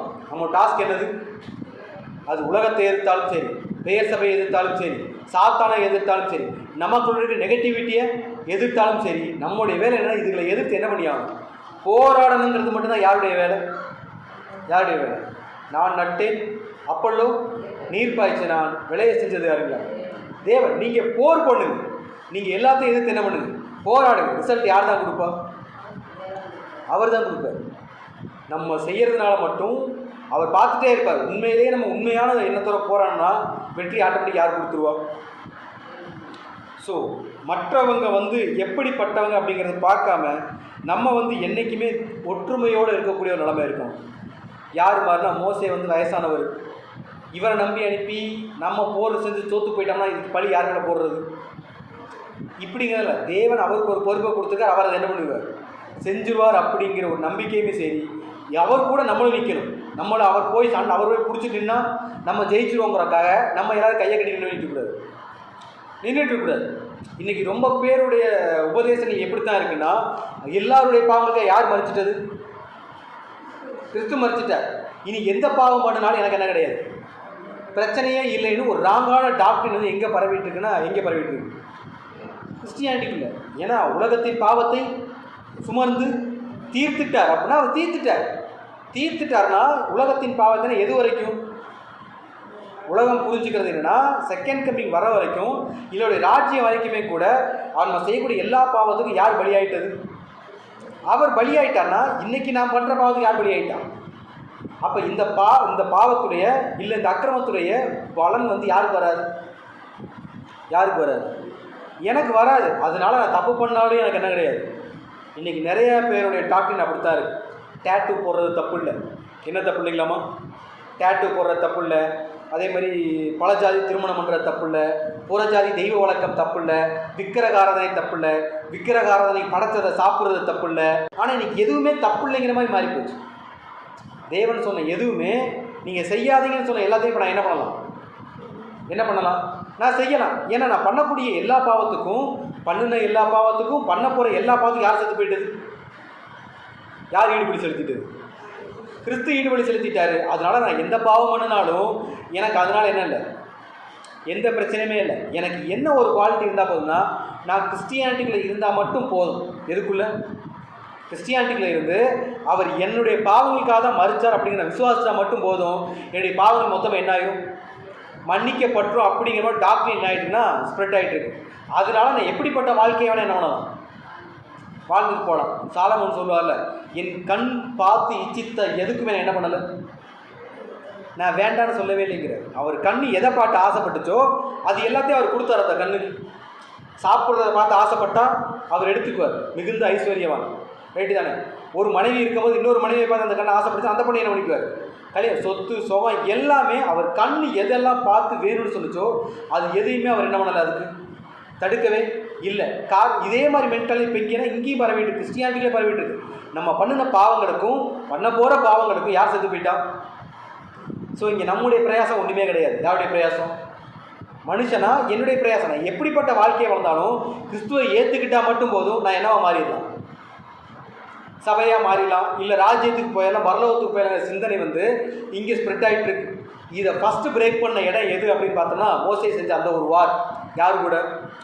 அமலேக்கரோட. மோசே கையில் தான் யுத்தம் இருக்குது. என்ன இருக்குது? அதுக்காக யோசுவா சண்டை பண்ணாமலாம் இல்லை. யோசுவா கையை கட்டிட்டு என்ன பண்ணிட்டு இருக்கல, உட்காந்துட்டு இருக்கல. மோசையே அங்கே நிற்கணும். அதே இடத்துல யோசுவா இங்கே என்ன பண்ணியான்? சண்டை போட்டான். கையை கட்டிட்டு உட்காந்துருந்தா அமலேக்கர் என்ன பண்ணி போயிடுவாங்க. ஸோ இங்கே ரெண்டும் பேலன்சிங்காக ஈக்குவலாக இந்த சம்பவம் இங்கே என்ன பண்ணியாகும்? கிறிஸ்துவையுடைய ஈடுபலி நம்ம வாழ்க்கையில் எந்த அளவுக்கு அப்ளை ஆகுதோ அந்த ஈடுபலியை புரிஞ்சுக்கிட்டு அவரை நம்பி வந்துட்டோம்னா அவர் மாதிரி வாழக்கூடிய வாழ்க்கையில் நம்ம எப்படி இருக்கணும்? ரொம்பவே கிளியராக இருக்கணும். ஸோ அந்த ஒரு விஷயத்தை யார் ட்ரை பண்ணணும்? யோசுவா ட்ரை பண்ணியிருக்காரு. ஸோ யுத்தமுடைய வெற்றி தோல்வி வந்து மோசே கையில் இருந்தாலுமே போராட வேண்டியது யார் கையில் தான் இருக்குங்க? யார் கையில் தான் இருக்குது? நம்ம நடனம், நம்ம நட்டாதான் யார் விலை செய்ய முடியும்? விலையை செய்ய போகிறது அவர் தானே, நடுறதையும் அவரே பார்த்துக்கிட்டோம்னா. ஸோ ஒவ்வொருவருக்கும் ஒவ்வொரு வரம் உண்டு. அவரவருக்குரிய வரத்தை நம்ம என்ன தான் பண்ணியான்? யூஸ் பண்ணியான். நீ கேடகத்தை பிடிச்சி நில்லுன்னா மோசே அங்கே நிற்கிறாங்க. நான் ஏன் கேடகத்தை தூக்கணும்னா யார் கழுத்து முதல்ல போகும்? நம்ம கழுத்து தான் முதல்ல போகும். நீ ஈட்டி எடுத்து பிடிச்சி நில்ல, ஈட்டி எடுத்து பிடிச்சி நிற்கணும். எல்லாத்துக்கும் பழியை தூக்கி மோசை மேலே நின்றுட்டு இருக்க முடியாது, போட்டுருக்க முடியும். ஏன்னா களத்தில் இங்கே யார் தான் இருக்கிறது? களத்தில் யார் தான் நிற்கிறது? நம்ம தான் நிற்கிறோம். நம்ம நிற்கிறோம். அந்த களத்தில் போராட வேண்டிய பொறுப்பு இங்கே யாருக்கு தான் இருக்குதுன்னா நமக்கு தான் இருக்குது. தேவனிடத்துலேருந்து பலம் மட்டும்தான் வரணும். ரைட்டு தானே? பலமும் வைராக்கியமும் விசுவாசம் மட்டும்தான் அவர் இடத்துல வரும். அதை பிரயோகப்படுத்தி ஜெயிக்கிறதுங்கிறது இங்கே யாருக்கு தான் இருக்குது. ஸோ போராடாமல் ஈஸியாக இங்கே ஜெயிச்சிடலாம், எல்லாருக்கும் கிரேஸ் கிடச்சிரும், எல்லாரையும் மீட்டு கொண்டுருவார் அப்படிங்கிற சிந்தனைகள் யார் போயிடக்கூடாது. இது எல்லாத்துக்கும் நடுவில் அங்கே இருந்த இஸ்ரேல் ஜனங்களும் யோசுவாவும் மோசையை எப்படி பிளைண்டாக நம்பினாங்களோ, இன்க்ளூடிங் ஆரோனும் ஊரும் சேர்ந்து மோசையை எப்படி பிளைண்டாக நம்பி கண்ணை மூடிட்டு சண்டை போட்டாங்களோ அதே மாதிரி நம்மளும் கண்ணை மூடி யார் நம்பி ஆகணும்? பிதாவை தேவனையும் ஆண்டவரை இயேசு கிறிஸ்து என்ன பண்ணியாகணும்? நம்பி ஆகணும். அவங்கள எந்த அளவுக்கு நம்ம அவங்க மேலே விசுவாசம் வச்சு இந்த போராடுற காலத்தில் போராடுறோமோ இந்த வெற்றி யாருக்கு சாதகமாக முடியும்னா யாருக்கு சாதகமாக முடியும்? யாருக்கு சாதகமாக முடியும்? இன்றைக்கி உலகத்தில் இருக்க எல்லாரும் கேட்குற கேள்வினா, 2000 வருஷத்துக்கு முன்னாடி ஒருத்தர் செத்து போயிட்டார். அவருடைய பலி உங்களுடைய பாவங்களை எப்படி மன்னிக்கும்னு சொல்லிட்டு அன்னைக்கு அமலேக்கியர்கள் மோசையை எப்படி சிறுமையாக பார்த்தாங்களோ இன்றைக்கி என்டையர் வேர்ல்டு யாரை சிறுமையாக பார்க்குது? யாரை சிறுமையாக பார்க்குது? கிறிஸ்துவ. அவருடைய ஒருத்தர் செஞ்ச பலினால நீங்கள் எல்லாரும் ரட்சிக்கப்பட நம்பிட்டு இருக்கீங்களா? உங்களை மாதிரி முட்டாள் யாரும் கிடையாது. உலகத்தில் யாருமே இல்லைன்னு நினச்சிட்டு நம்மளை ஏளனமாக பார்த்துட்டு அந்த மனுஷன் எப்படி கையை விட்டுருவார், குச்சி கீழே இறங்கி யார் ஜெயிச்சிடலாம், நம்ம ஜெயிச்சாலும் அவங்க நம்பிட்டு இருந்த மாதிரி இங்கே யார் நம்பிட்டு இருக்கிறது? யார் நம்பிட்டு இருக்கிறது? இந்த உலகம் நம்பிட்டு இருக்கு. இவங்கெல்லாம் கிறிஸ்தவர்கள் வேஷம் போட்டுட்டு இருக்கிறாங்க. என்ன பண்ணிட்டு இருக்காங்க? அவர் செலுத்துகிற பலியெல்லாம் யாரை காப்பாற்ற போகிறதில்ல. ஏதோ செத்தாராமா, உயிரோட வந்தாராமா, மறுபடியும் ஒரு டைம் வந்து இவங்களெல்லாம் என்ன பண்ண போகிறாராமா, கூட்டிகிட்டு போக போகிறாரு, உலகத்தையே காப்பாற்ற போகிறாருன்னு பயங்கரமான கதையெல்லாம் யார் சொல்லிட்டு இருக்கிறது? இவங்க சொல்லிட்டு இருக்கிறாங்க. இது எதுவுமே சாத்தியம் இல்லைன்னு தான் யார் நம்பிட்டு இருக்கிறது? யார் நம்பிட்டு இருக்கிறது? என்டையர் வேர்ல்டுமே நம்பிட்டு இருக்கு. ரைட்டு தானே? பட் இதையெல்லாம் யார் பிரேக் பண்ணிடுவாங்க? கிறிஸ்து. யார் மேலே மோசே எப்படி பிரேக் பண்ணாரோ அதே மாதிரி பிரசன்ன காலத்தில் இது எல்லாத்தையும் பிரேக் பண்ணி உலகம் மொத்தத்துக்கும் நான் வந்துட்டேன் அப்படின்னு சொல்லிட்டு யார் ப்ரூவ் பண்ணிடுவோம்? ஸோ வெற்றி ஆட்டோமேட்டிக்காக அங்கே இஸ்ரேல் கைக்கு போன மாதிரி இங்கே யார் கைக்கு போயிடும்? யார் கைக்கு போயிடும்? நம்ம கைக்கு வந்துடும். ஸோ இது எல்லாம் நடக்கணும்னா இங்கே நம்ம 2 இடத்துல இருக்கோம். ஒன்று, நம்ம அமலேக்கியர்களாக இருக்க கூடாது. ஸோ நெகட்டிவிட்டி யாருக்குள்ளே இருக்கக்கூடாது? நமக்குள்ளே இருக்கவே கூடாது. ஸோ அமலேக்கியர்கள் இருந்தாங்க ஒரு குடினா எதுக்குள்ளன்னு நமக்குள்ள. அமலேக்கியர்கள்லாம் புரியுதுல? பரமக்கானுக்கு போகிறதுக்கு தடை பண்ணக்கூடிய குணாதிசயங்கள் நமக்கு இருந்துச்சுன்னா அதை எப்படி நம்ம ஹேண்டில் பண்ணணும் அப்படின்னு பார்க்கும்போது யாத்திராகமம் 17வது அதிகாரம் 16வது வசனம். 7:16 எப்படி இருக்குங்களாமா? அமலேக்கியருடைய கை எதுக்கு விரோதமாக இருக்குதுங்களாமா? எதுக்கு? கர்த்தருடைய சிங்காசனத்துக்கு எது ஆப்போசிட்டாக இருக்குது? ஸோ அந்த ஒரு கைக்கு பின்னாடி யார் இருந்துடக்கூடாது. ஸோ நம்மளுடைய டார்கெட் என்னென்னா தேவனுடைய சிங்காசனத்துக்கு எப்படி அதை என்ன பண்ணிடணும்? அவருடைய இடத்துக்கு, பரலோகத்துக்கு, கிறிஸ்துவின் இடத்திற்கு நம்ம என்ன பண்ணிடணும்? போய் சேர்ந்துடணும். அப்படிங்கிறத நம்ம ப்ரையாரிட்டியாக இருக்கணுமே ஒழிய அமலேக்கியர்கள் அதுக்கு ஆப்போசிட்டான வழியில் யார் போயிடக்கூடாது? நம்ம போயிடக்கூடாது. ஸோ அமலேக்கியருடைய கை கர்த்தருடைய சிங்காசனத்துக்கு விரோதமாக இருந்தபடியால் தலைமுறை தோறும் அவனுக்கு விரோதமாய் கர்த்தரின் யுத்தம் நடக்கும். எங்கேயும் நடக்கணும். இங்கேயும் நடக்கணும். நம்ம தேவனிடத்தில் போகிறதுக்கு ஆப்போசிட்டாக என்னென்ன கேரக்டர் நமக்குள்ளே இருக்கோ அது எல்லாத்தையும் எப்போ வரைக்கும் எதிர்த்து போராடணும்னா கடைசி வரைக்கும் எதிர்த்து போராட வேண்டிய பொறுப்பு தான் இங்கே யாருக்கு இருக்குது? நமக்கு இருக்குது. அதை செய்யலை அப்படின்னோம்னா இந்த வெற்றி யாருக்கு சாதகமாக முடியாது? நமக்கு சாதகமாக முடியாது. ஸோ அமலேக்கியர்களிருந்து நம்ம கற்றுக்கக்கூடிய ஒரு விஷயம் என்னென்னா, யாரையும் ஏளனமாக, யாரையும் சிறுமையாக யார் பார்க்கக்கூடாது? நம்ம பார்க்கக்கூடாது. இந்த உலகத்தில் ப்ளஸ்ஸும் இருக்கும், மைனஸும் இருக்கும். பட் தேவன் ஒரு விஷயத்தை அனுமதிச்சார் அப்படின்னா அது கரெக்டான விஷயமாக தான் இருக்கும். அப்படிங்கிற பிலீவிங் யாருக்கு இருக்கும்? இங்கே நம்ம யாரெல்லாம் ஏளனமாக பார்க்குறோம்? சிறுமைப்படுத்தி பார்க்கணும்னா 2 பேர் நம்ம சிறுமைப்படுத்தி பார்ப்போம். ஒன்று பெயர் சபை அமைப்புகள். நமக்கு நிறையா சத்தியம் தெரியும், இவங்களுக்கு என்ன தெரியாது? ஒன்றுமே தெரியாது. நான் சத்தியத்தை கற்றுக்கிட்ட அளவுக்கு இவங்களுக்கு எதுவுமே தெரியாது. அதுக்கடுத்து உலக ஜனங்கள் என்ன பண்ணுவோம்? நம்ம சிறுமையை தான் பார்ப்போம். ஆனால் அவர் என்ன சொல்கிறாரோ ஒரு வசனம் வாசிக்கலாம். உபாகமம் 23வது அதிகாரம் 7-8. ஏதோமியனை அருவருக்காயாக அவன் உன் சகோதரன், எகிப்தியனை அருவருக்காயாக அவன் தேசத்திலே பரதேசியாய் இருந்தான். இதில் யார் ஏதோமியன்? ஐயா சொல்லணும்னா கிறிஸ்டியானிட்டியில் இருந்து கிறிஸ்டியானிட்டிக்கு ஆப்போசிட்டாக இருக்கிறவங்கலாம் யார் தான்? ஈசாக்கோட சந்ததி தான் யாருன்னா ஏசாவும், ஏசாவோட சந்ததி தான் யாருன்னா ஏதோமியர்கள். ஈசாக்கோட சந்ததியாக இருந்துமே கூட ஆசீர்வாதத்தை சுதந்திரிக்கிறதுக்கு யார் வாய்ப்பு இல்லாமல் போச்சு? நம்ம குறைச்சிருக்கோம்ல. ஆசீர்வாதத்தை சுதந்திரிக்க வேண்டும் என்று விரும்பியும் அவன் என்ன பண்ணிட்டாங்களாமா, அவனால் திருப்பி அதை எடுத்துக்க முடியாமல் போயிடுச்சு. அப்படிங்கிற மாதிரி இப்போ நம்மளுக்கும் இங்கே என்னென்னா கிறிஸ்டியானிட்டியில் இருந்தாலும் கிறிஸ்டியானிட்டி ஆசீர்வாதத்தை, எந்த ஆசீர்வாதத்தை, ராஜ்யத்துக்குரிய விஷயங்களை நம்ம சிந்தனையில் எடுத்துக்காமல் இருந்தோம்னா அதை யார் இழந்து போயிடுவோம்? நம்ம இழந்து போயிடுவோம். அப்படி ஆல்ரெடி இழந்து போனவங்களை நம்ம எப்படி பார்க்குறோமாமா? ஏளனமா. இவங்கெல்லாம் இதுக்கெல்லாம் லாயக்கே இல்லை. தமிழ் ஒரு பழமொழி சொல்லுவாங்களே, குரங்கு கையில் பூமாலைன்னு சொல்லிட்டு. அது மாதிரி தான் உண்மையான சத்தியம் தெரிஞ்சவங்க அறகுறைய சத்தியம் தெரிஞ்சு இல்லை சத்தியத்தில் வளாதால் எப்படி தான் பார்ப்பாங்க? ஒரு சகோதரர் சப்ஜெக்ட் பேசுகிறாரு, பட் அவருக்கு பலவீனம் இருந்துச்சுன்னா அவரை சிறுமைப்படுத்தி பார்க்குறது. ஒருத்தர் தவறு பண்ணால் உடனே அவர் என்ன பண்ணுறது? சிறுமைப்படுத்தி பார்க்குறது. ஆனால் அவர் என்ன சொல்லிட்டேன்னா, ஏதோமியனை என்ன பண்ணாது? அருவருக்காயாக. ஏன்னா அவன் யார்? அவன் உன் சகோதரன். அவன் பலவீனமாக இருந்தாலும் அவன் யார் தான் உனக்கு? அதே மாதிரி எகிப்தியன் என்ன பண்ணாது? ஏன்னா எகிப்தியன் யார்? எகிப்தியனுங்கிறத யார்? உலகம். இங்கே நம்ம எப்படி இருக்கிறவங்களாமா? பரதேசியா. இது நமக்கு சொந்த ஊரா? உலகம் நமக்கு சொந்த ஊரா? இங்கே நம்ம என்னென்னா தஞ்சம்பு வந்திருக்கோம், அவ்வளோதான். நம்முடைய கோர்ஸை முடிக்கிறதுக்காக, நம்முடைய போராட்டத்தை போடுறதுக்காக அவங்க எப்படி ஒரு பள்ளத்தாக்கில் வந்து சண்டை போட்டாங்களோ, நம்ம இந்த பள்ளத்தாக்கில் என்ன பண்ணிட்டு இருக்கிறோம்? 2 மலைக்கு நடுவில் இருக்குது. இந்த பக்கம் பிதாவாகிய தேவன் நித்திய கண்மலை, இந்த பக்கம் ஆண்டவராகிய இயேசு கிறிஸ்து ஞானக்கிழமை, நடுவில் மாட்டிருக்க இந்த பூமியில் தான் யார் சண்டை போட்டுட்டு இருக்கிறது? சாத்தான் அப்படிங்கிற அமலேக்கியர்களை எதிர்த்து நம்ம என்ன பண்ணிட்டு இருக்கிறோம்? சண்டை போட்டுட்டு இருக்கிறோம். இந்த சண்டையில் நம்ம ஜெயிக்கணும்னா ஆப்போசிட் நிற்கிறவங்கள ஏளனம் என்ன பண்ணிடக்கூடாது. நான் தான் சண்டையில் ஜெயிப்பேன் அப்படின்றத நினச்சிடக்கூடாது. ரைட்டு தானே? அந்த கைக்கு இறங்குச்சுன்னா யார் தோற்றுருவோம்? நம்ம தோற்றுருவோம். ஸோ ஆப்போசிட்டில் இருக்கிற பலவீனமான என்ன நினச்சிடாதீங்க. நம்ம இது கூட ஒரு சப்ஜெக்ட் பார்த்துருக்கோம், சிறுநரி குடிநெறியை குறித்து. வர்றது நரி தானே, இது வந்து பெருசாக என்ன பண்ணிட போகுதுன்னு நினச்சோம் அப்படின்னோம்னா அதுதான் வேரோட பறித்து என்ன பண்ணிடும்? சாய்ச்சிட்டு போயிடும். ஸோ நமக்குள்ள நெகட்டிவிட்டிலாம் சாதாரண நெகட்டிவிட்டிலாம் கிடையாது. நம்மளை மொத்தமாக சாய்க்கிற கெப்பாசிட்டி எதுக்கு இருக்குது? அந்த கெட்ட குணாதிசயங்களுக்கு இருக்குது. அதை எதிர்த்து டெய்லி டே பை டே தலைமுறை தோறும் அதை எதிர்த்து போராட வேண்டிய பொறுப்பு யாருக்கு? நமக்கு இருக்குது. ஒருவேளை மோசையுடைய பலம் அதில் இறங்கிடுச்சு அப்படின்னோம்னா பக்கத்தில் 2 பேர் இருந்தாங்க. யார்?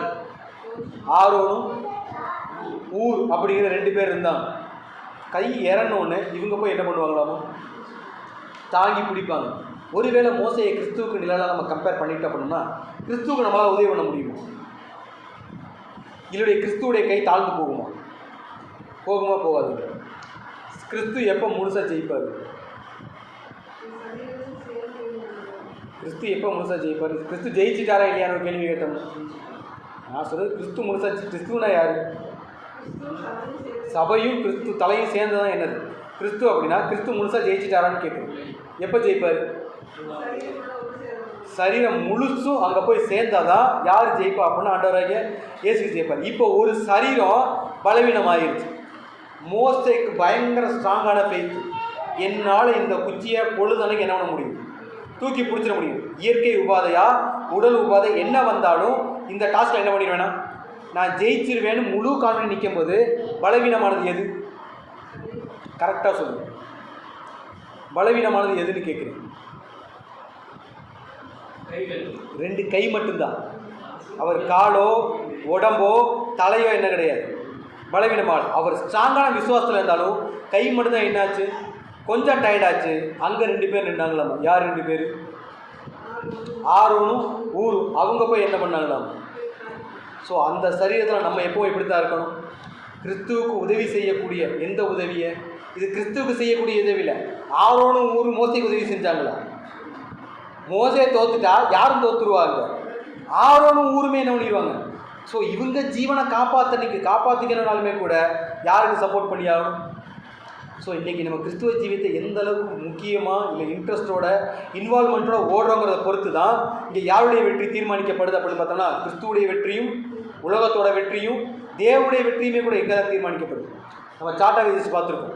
லாஸ்ட்டு சார்ட்டில் தான் பரலோகத்தில் இருக்க தேவன் மகிமைப்படக்கூடிய ஒரு ஸ்டேஜ். அதாவது தலை மகிமைப்பட்டு சரீர மகிமைப்பட்டு இஸ்ரேல் ஜனங்கள் மகிமைக்குள்ளே வந்து முற்பிதாக்கள் வந்து உலகமும் மகிமைக்குள்ளே வந்தால் தான் தேவனுக்கு ஒரு மிகப்பெரிய சந்தோஷம் எங்கே கிடைக்குங்களாமா? அங்கே கிடைக்கும். ஸோ அந்த சந்தோஷத்தை கொடுக்கணும்னா அது வரைக்கும் கிறிஸ்துவுடன் சேர்ந்து நம்மளை என்ன தான் பண்ணியாகும்? கிறிஸ்து ஜெயிச்சிட்டார். 1ஆம் வருகையில் அவர் மறுத்து உயிரோட வந்தாலுமே அவர் என்ன பண்ணிட்டார்?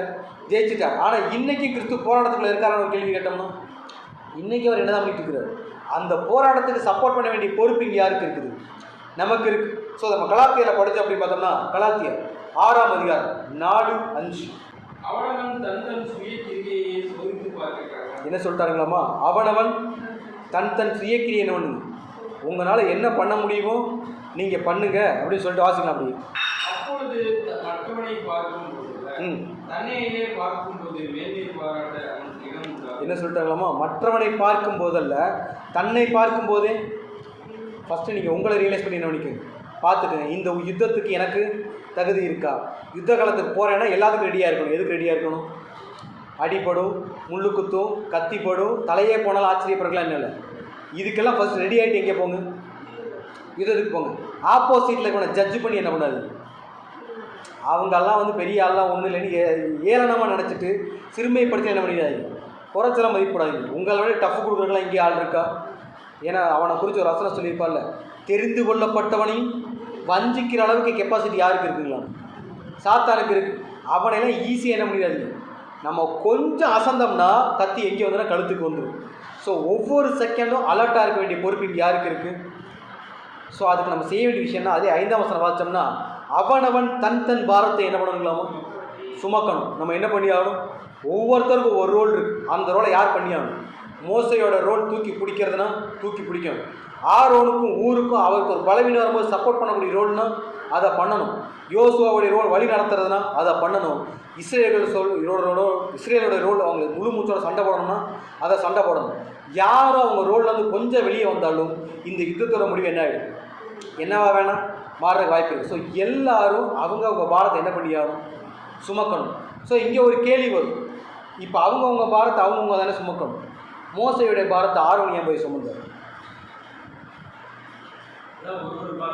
சிம்பிள் தான். அதுலேயே 2ஆம் வசனத்தை வாச்சோம்னா, ஒருவர் பாரத்தை ஒருவர் சுமந்து இப்படியே கிறிஸ்துவின் பிரமாணத்தை நிறைவேற்றுங்கிற. ஸோ ஒருத்தருடைய பலவீனத்தில் தாங்க வேண்டிய பொறுப்பு நமக்கு இருக்குது. ஆனால் இதுக்கு நடுவில் இன்ட்ரெஸ்டிங் ஃபேக்ட் என்னென்னா, ஏன் பாரத்தை யாராவது சுமப்பாங்கன்ற எக்ஸ்பெக்டேஷன் யாருக்கு இருக்கக்கூடாது? எனக்கு இருக்கக்கூடாது. என்னோடய எக்ஸ்பெக்டேஷன் என்னவாக இருக்கணும்னா, ஒருத்தர் பலவீனத்தில் இருந்தால் அவருடைய பலவீனத்தில் உதவி நான் செய்யணுங்கிற எக்ஸ்பெக்டேஷன் இருக்க முடிய ஒருவர் பாரத்தை ஒருவர் சுமக்கணும்னு சொல்லியிருக்காருல்ல, அதனால் எல்லோரும் எனக்கு கடன் கொடுங்க அப்படின்னு என்ன பண்ணக்கூடாது? நான் கேட்கக்கூடாது. என்னால் முடிஞ்சால் நான் என்ன பண்ணணும்? ஸோ நம்ம அந்த இடத்துல இருக்க முடிய உதவி வாங்குகிற இடத்துல யார் இருக்கக்கூடாது? நம்ம இருக்கக்கூடாது. நமக்கு உண்மையிலேயே உதவி வேணும். உண்மையிலேயே நான் பலவீனத்தில் தான் இருக்கிறேன்னா யார் பின்னாடி நிற்பா? அவர் அதுக்கு என்ன தெரியுமா செஞ்சுக்குவார். ஆனால் நான் பலவீனத்தில் இருக்கேன், எல்லோரும் என்னை வந்து தாங்குங்க. ஏன்னா பைபிள் என்ன சொல்லுது? ஒரு பாரத்தை ஒருவர் சுமந்துனா நீங்கள் இப்போ என் பாரத்தை சுமந்துக்கங்கன்னு சொல்லிட்டு நம்ம சொல்லக்கூடாது. ஏன்னா பைபிள் இன்னொன்று சொல்லுது, அவனவன் தன் தன் பாரத்தை என்ன பண்ணுங்க சுமந்துக்கங்க. நீங்கள் உங்கள் பாரத்தை சுமந்துக்கிட்டு உங்களுக்கு எக்ஸஸாக எனர்ஜி இருக்குல்ல, என்ன இருக்குது? எக்ஸஸாக ஒரு எனர்ஜி இருக்குல்ல, அந்த எனர்ஜியை வச்சு மற்றவங்களுக்கு என்ன பண்ணுங்க? சப்போர்ட் பண்ணுங்கிறத யார் சொல்லிகிட்டு இருக்கிறதுனா? யார் சொல்லிகிட்டு இருக்கிறது? இப்போ ஆரோன் வந்து சகோதரன் தான், அவர் வயசானவர் தான். ஆனால் அவருக்கு இப்போ எனர்ஜி என்னவாயிட்டு இருக்குது? சேவிங்கில் இருக்குது. ஏன்னா அவர் கூட நிற்கிறாரே ஒழிய அவர் குச்சியில் என்ன பண்ணலை, தூக்கிட்டு இல்லை. எனக்கிட்ட தேவன் எந்த ஒரு வேலையும் சொல்லலைன்ட்டு ஆரோன் அமைதியாக அவங்க என்ன பண்ணலை, நிற்கலை. மோசைக்கு ஒரு பலவீனன்றப்ப அவர் கையை தாங்கி பிடிக்கக்கூடிய பக்குவம் யாருக்கு அங்கே இருந்திருக்கு? ஆரோனுக்கு இருந்திருக்கு. இதில் ஒரு இன்ட்ரெஸ்டிங் ஃபேக்ட் என்னென்னா, ஆரோன் நினச்சிருந்தா அந்த குச்சி என்ன பண்ணியிருக்கலாம், வாங்கியிருக்கலாம். ஆனால் ஆரோன் என்ன பண்ணலை. ஏன் பண்ணலை அப்படின்னு பார்த்தோம்னா, அந்த ரோல் யாரோட ரோல்? மோசையோட ரோல். அவர் உதவி செய்ய வேண்டிய ரோல் தான் யாருடைய ரோல்? என்னோட ரோல். இந்த புரிதல் சரியாக இருந்துச்சுன்னா யாரும் மற்றவங்க லைஃப்பில் என்ன பண்ண மாட்டோம், தலையிட மாட்டோம். ரைட்டு தானே? தேவன் அவங்களுக்கு ஒரு வாய்ப்பு கொடுத்துனா அவங்க அதை செய்கிறாங்க. எனக்கு தேவன் ஒரு வாய்ப்பு கொடுத்து அந்த வாய்ப்பு என்ன பண்ணணும், செய்யணும். ஆனால் இங்கே நமக்கு ரொம்ப பேருக்கு பிரச்சனை என்னென்னா, அடுத்த வாழ்க்கையில் தலையிட்டு அவங்களுடைய வாய்ப்பை நிராகரித்து நம்மளுடைய வாய்ப்பை என்ன பண்ணிகிட்டு இருக்கோம், நிராகரித்து ஓடக்கூடிய ஓட்டத்தை யாரும் ஓட வரல, நம்ம ஓட வரல. உனக்கு உதவி செய்கிறதா உன் பொறுப்பனை என்ன பண்ணுங்க, அதை முழு மனசோட செஞ்சுருங்க.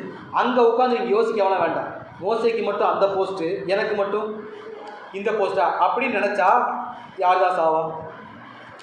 எப்படி யோசிச்சாலும் சாக போகிறது யார் தான்? நம்ம தான்.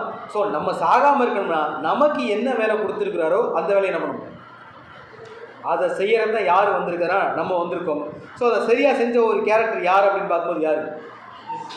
மோசே ப்ளஸ் ஆரோன் ப்ளஸ் யோசுவா ப்ளஸ் இஸ்ரேல் ஜனங்கள்.